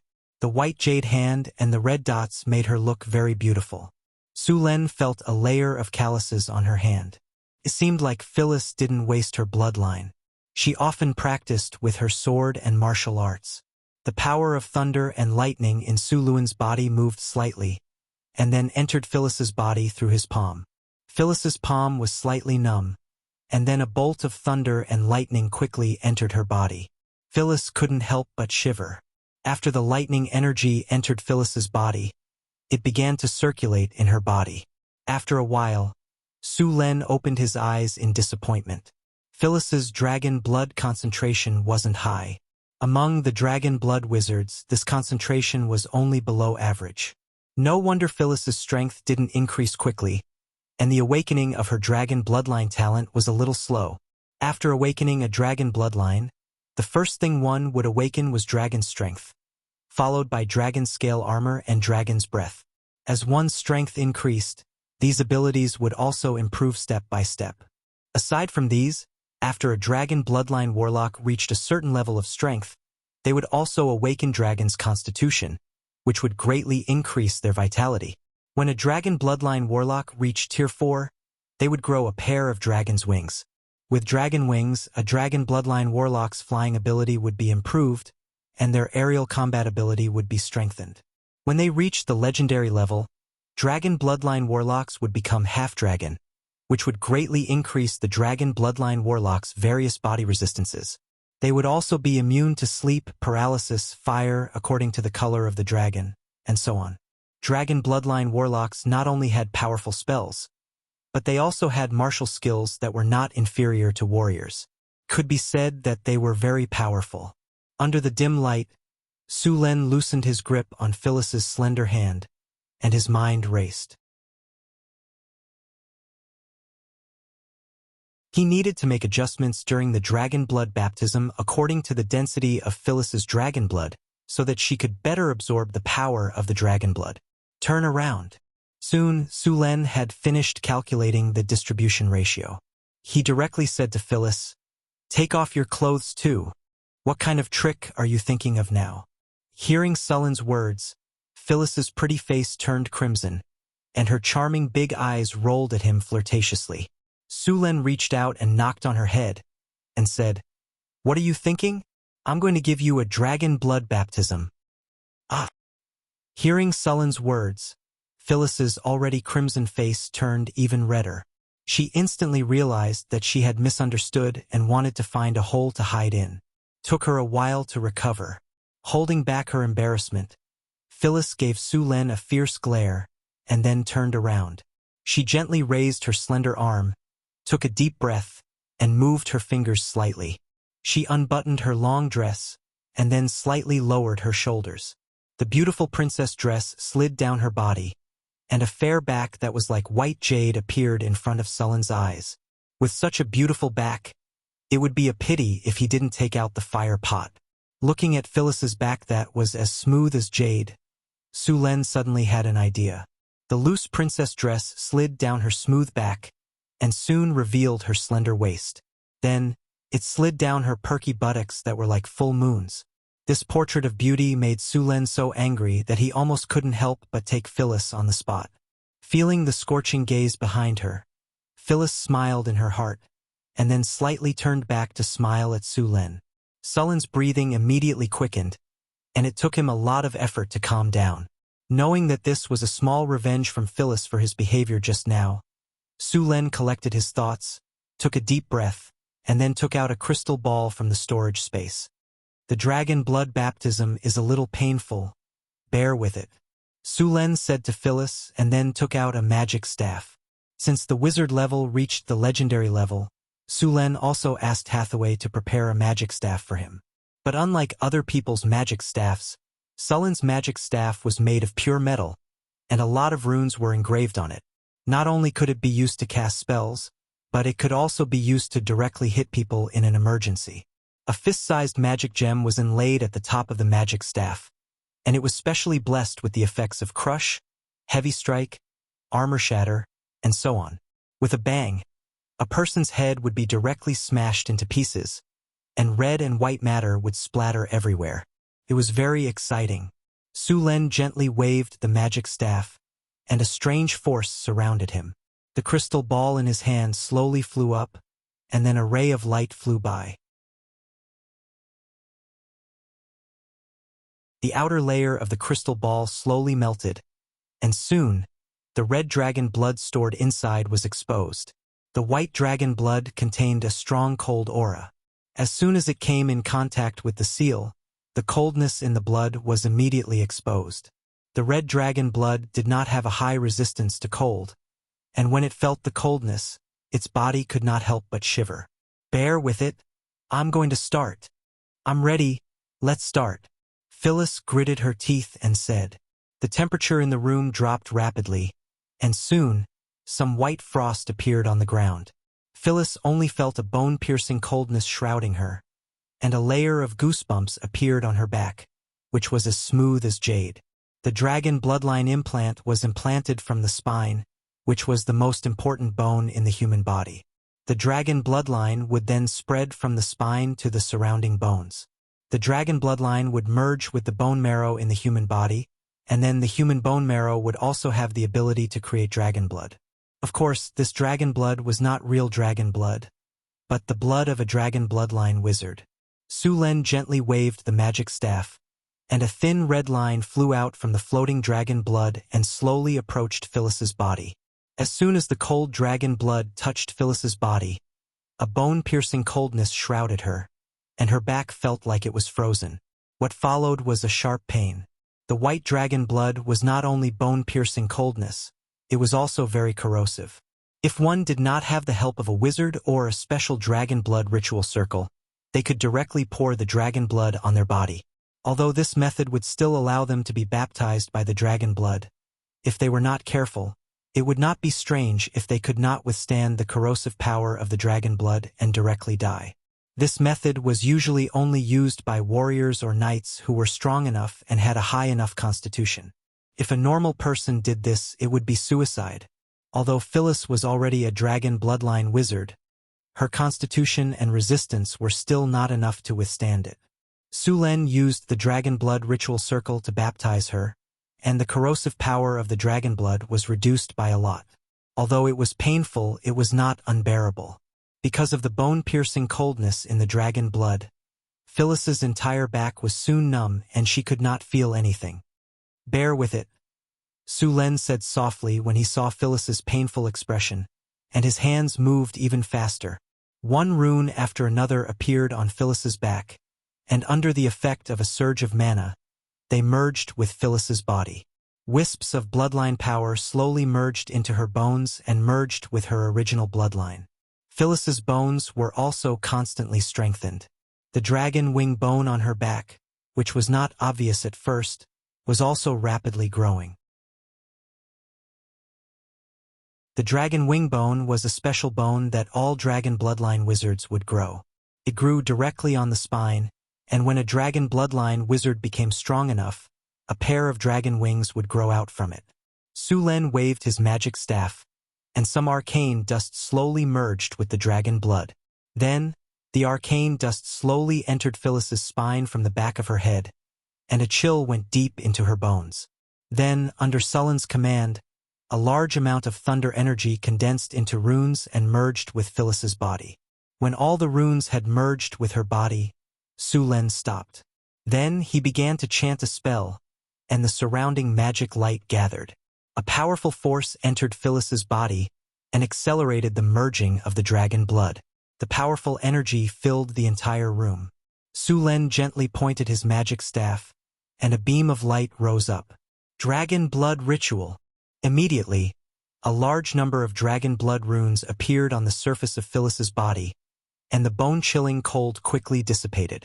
Then, a stream of blood continuously appeared from the bone marrow. This stream of blood quickly swam in her body and gathered in her heart. After the bone-chilling cold dissipated, a stream of scorching hot blood full of vitality began to swim in her body. The corroded wounds quickly scabbed and healed. In just a few breaths, all the wounds had disappeared, and in their place was jade-like white skin. Phyllis's heartbeat became stronger and stronger, and streams of blood were transported to every part of her body. As the blood flowed, Phyllis's strength began to slowly increase. The essence of the white dragon's blood was fused into Hathaway's body. Not only did the dragon blood strengthen her physique, it also made her dragon vein even denser. During this period of time, her strength would also rapidly increase until she completely fused with the power of the dragon blood.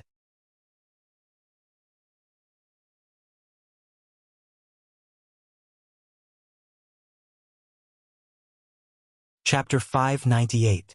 After the initial bone-piercing coldness subsided, a burning sensation slowly flowed through her body. As this burning sensation flowed, a stream of power emerged from her body, making Phyllis feel as if she had been reborn. In order to maximize the effect of the dragon blood baptism, Sulen had spent a lot of effort. After carefully inspecting Phyllis's body, he personally presided over the baptism circle to maximize the effect of the dragon blood. Of course, the price of doing this was that the ritual would be more painful. If one's body was not strong enough, they might not be able to withstand it and die. However, this time they were using a white dragon, the weakest of the 5-colored dragons. After this baptism, Phyllis's various resistances had been greatly improved. It would be much easier for her to do this kind of baptism in the future. In some stories sung by bards, dragon slayers bathed in dragon blood and gained invulnerability and great strength. This kind of saying only existed in stories. If a normal person did this, there was a 99% chance that they would be killed by the corrosive nature of the dragon blood. As for the invulnerability and great strength, it was also an exaggeration. According to the data collected by Sulen, the dragon blood baptism would increase strength and constitution by about 3 points, and at the same time, they would gain the talent ability of dragon scale leather armor. The ability of dragon scale leather armor was not as powerful as one would think. At first, it could only resist arrows, which was equivalent to ordinary leather armor. However, this ability could grow. In the end, the defense of dragon scale leather armor would be very close to that of a real dragon scales. After a dragon bloodline wizard became a legend, they would awaken a half-dragon state. In this state, their strength would be further improved, and their dragon scale defense and all kinds of resistances would be improved. However, it was not easy to become a legend. The lowest level dragon bloodline wizard had a lifespan of about 300 years. After becoming a legend, a dragon bloodline wizard would gain a lifespan of about 1,000 years, which was basically the same as a wizard. Many dragon bloodline wizards lived longer than dragons. Dragons would enter the old dragon stage when they were 800 to 1,000 years old. At this time, dragons would usually stay in their lairs other than foraging for food. Even powerful creatures like dragons would become weak when they entered old age. However, although the strength of the dragons had weakened during this period of time, they would not rush up to fight like adult dragons or young dragons when they encountered enemies. Instead, they would choose to launch sneak attacks. However, it would be a mistake to think that an old dragon would be easy to deal with. At this stage, a dragon's magic ability would be greatly improved, even if it was the white dragon, which had the lowest intelligence among the chromatic dragons. The magic power in the dragon's blood was at its strongest during this period. In fact, the ancient dragons were stronger, but even the incarnations of the gods and saints didn't want to provoke the dragons of that period. It was the best way to use it for the dragon blood baptism. As for using the ancient dragon or primordial dragon bloodline, that was just courting death. In fact, not all dragons had the opportunity to advance to the ancient dragon stage. After entering the old dragon stage, dragons would often need to sleep. At this stage, they needed to sleep to accumulate strength for the next evolution of their life. If this dragon suffered too many injuries when it was young and lost a lot of vitality, it was very likely that it would never wake up again during its sleep. Only those dragons with good strength and talent could pass through the old dragon stage. Life would bloom in them again, and their bodies, which were originally full of decay, would become full of vitality again. Dragons who woke up from their long sleep would enter the ancient dragon stage. At this stage, there was basically no one in the material plane who could threaten the dragons. After crossing the threshold of the ancient dragon stage, the lifespan of the colossal dragon would be extended again. As long as they were not killed midway, they would basically be able to evolve into an ancient dragon. As for evolving into an ancient dragon, that was another threshold. Phyllis used the blood of the old dragon stage white dragon for the dragon blood baptism, and after the completion, her strength was naturally improved. At this moment, she felt as if there was endless strength in her body. After completing the dragon blood baptism, Sulen asked, "How do you feel?" Phyllis nodded and said proudly, "Very good. I feel like I can punch a hole in the wall. Do you want to try? I feel like I can beat you down with one punch." Oh, she's full of herself. Sulen looked at Phyllis, who was waving her fist, and secretly wanted to laugh. It seemed that if he did not teach her a lesson, she would not know how powerful he was. Sulen decided not to go to the other rooms tonight. He would stay here tonight and give Phyllis special care for tonight. Without much time to think, Sulen, who had long been boiling because of the dragon blood baptism, stretched out his arm and directly grabbed Phyllis, who was showing off and preparing to punch Sulen and kick the dragon, and threw her directly on the bed. A sleepless night began. The whole night, the room echoed with Phyllis's begging for mercy. Early the next morning, Su Luan walked out of the door refreshed, looking in high spirits. After a simple breakfast, Su Len directly took Phyllis to the training field for the test. It had to be said that the effects of the dragon bloodline baptism were really good. After the fierce battle last night, Phyllis had recovered after resting for a short while, and she was also standing on the training ground with an excited look on her face, eager to give it a try. Was the lesson last night not enough? Su Len looked at Phyllis, who was eager to try, and said with a smile, "Humph, you had an unfair advantage. If it were not for your thunder power." Phyllis's face suddenly turned red. Su Len laughed. Even the little succubus could not withstand the power of the plasma cannon, let alone a dragon disciple like you. It seemed that he had to let you recognize reality again. Not convinced? Su Len laughed in his heart. Well, I'll give you a chance. Go change your clothes and we'll practice together. Don't worry, I won't take advantage of you. I'll definitely control my strength to the same level as yours. Really? Phyllis's eyes lit up. Of course. If you don't believe me, you can ask your sister Hathaway to judge, Su-Len said with a smile.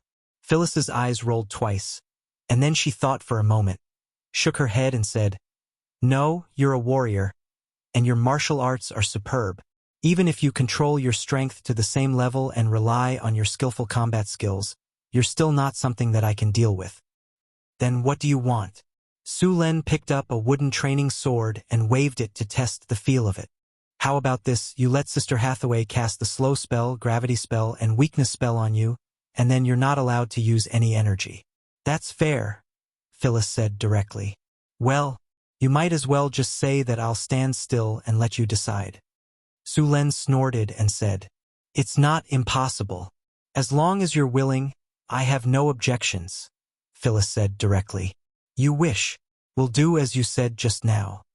Su-Len glanced at the complacent Phyllis. Hathaway, you cast the spell. Just do as Phyllis said just now. Hathaway stepped forward with a smile on her face and looked at Phyllis with a half-smile. Then she said, This is what you've discussed. You can't go back on your words. Don't go back on your word when you lose. We won't go back on our words. Don't worry. We definitely won't go back on our words. The two nodded and said. With that, Hathaway raised her wand and was about to cast the spell. A light flashed, and at this moment, Phyllis suddenly said, Wait a minute! Hathaway stopped and then looked at Phyllis and asked, What's wrong? You're regretting it? Phyllis shook her head and said, No, I'm not regretting it. Then what's the matter? Su-Len asked. A sly light flashed in Phyllis's eyes, and then she said, It's just a simple competition. It's not interesting. How about we raise the stakes? Hee, you think you're 100% sure? Su-Len said with a smile. What? You don't dare? If you don't dare, then forget it. Sister Hathaway, you can continue. Just pretend I didn't say anything. Phyllis waved her hand and said casually, Okay, since you want to bet, we'll do as you say. Su-Len agreed directly. Good. If I win, you have to promise me one thing. Phyllis said eagerly. Su-Len shook his head. What if you lose? How can I lose? Phyllis said confidently. What if? If I lose, I promise you one thing. If you lose, what will you use as the stake? Su-Len said. If I lose, I'll also promise you one thing. Phyllis said straightforwardly. Su-Len clapped his hands. Good. Everyone heard it. The loser has to promise the winner one thing. No one can go back on their word. We all heard it. The other girls smiled and nodded. The loser has to promise the winner one thing. Hathaway, cast a spell on me. Let's start. Su-Len waved his hand at Hathaway and said. A few spells flashed in succession. Su-Len felt his body become heavy, and then a sense of weakness came over him. Slow. Curse of weakness. Gravity. A few spells landed on Sullen's body. At that moment, Su-Len felt like his body was trapped in a swamp. Every movement became very difficult. This was mainly because Hathaway's wizard rank was too high. If a high-grade wizard cast the same spell, there was a 90% chance that Su-Len would be immune to it. Alright, now that the spell has been cast, are you ready? If you are, let's start. Su-Len waved the iron oak longsword in his hand. I'm ready. Phyllis changed into a training outfit and walked out. The tight training outfit outlined her curvaceous body and made her look very sexy. Catch. Su-Len smiled and threw an iron oak longsword to her. You're tuning in to the Journey of the Soul YouTube channel. Don't forget to subscribe and join us on this journey to catch the most captivating stories.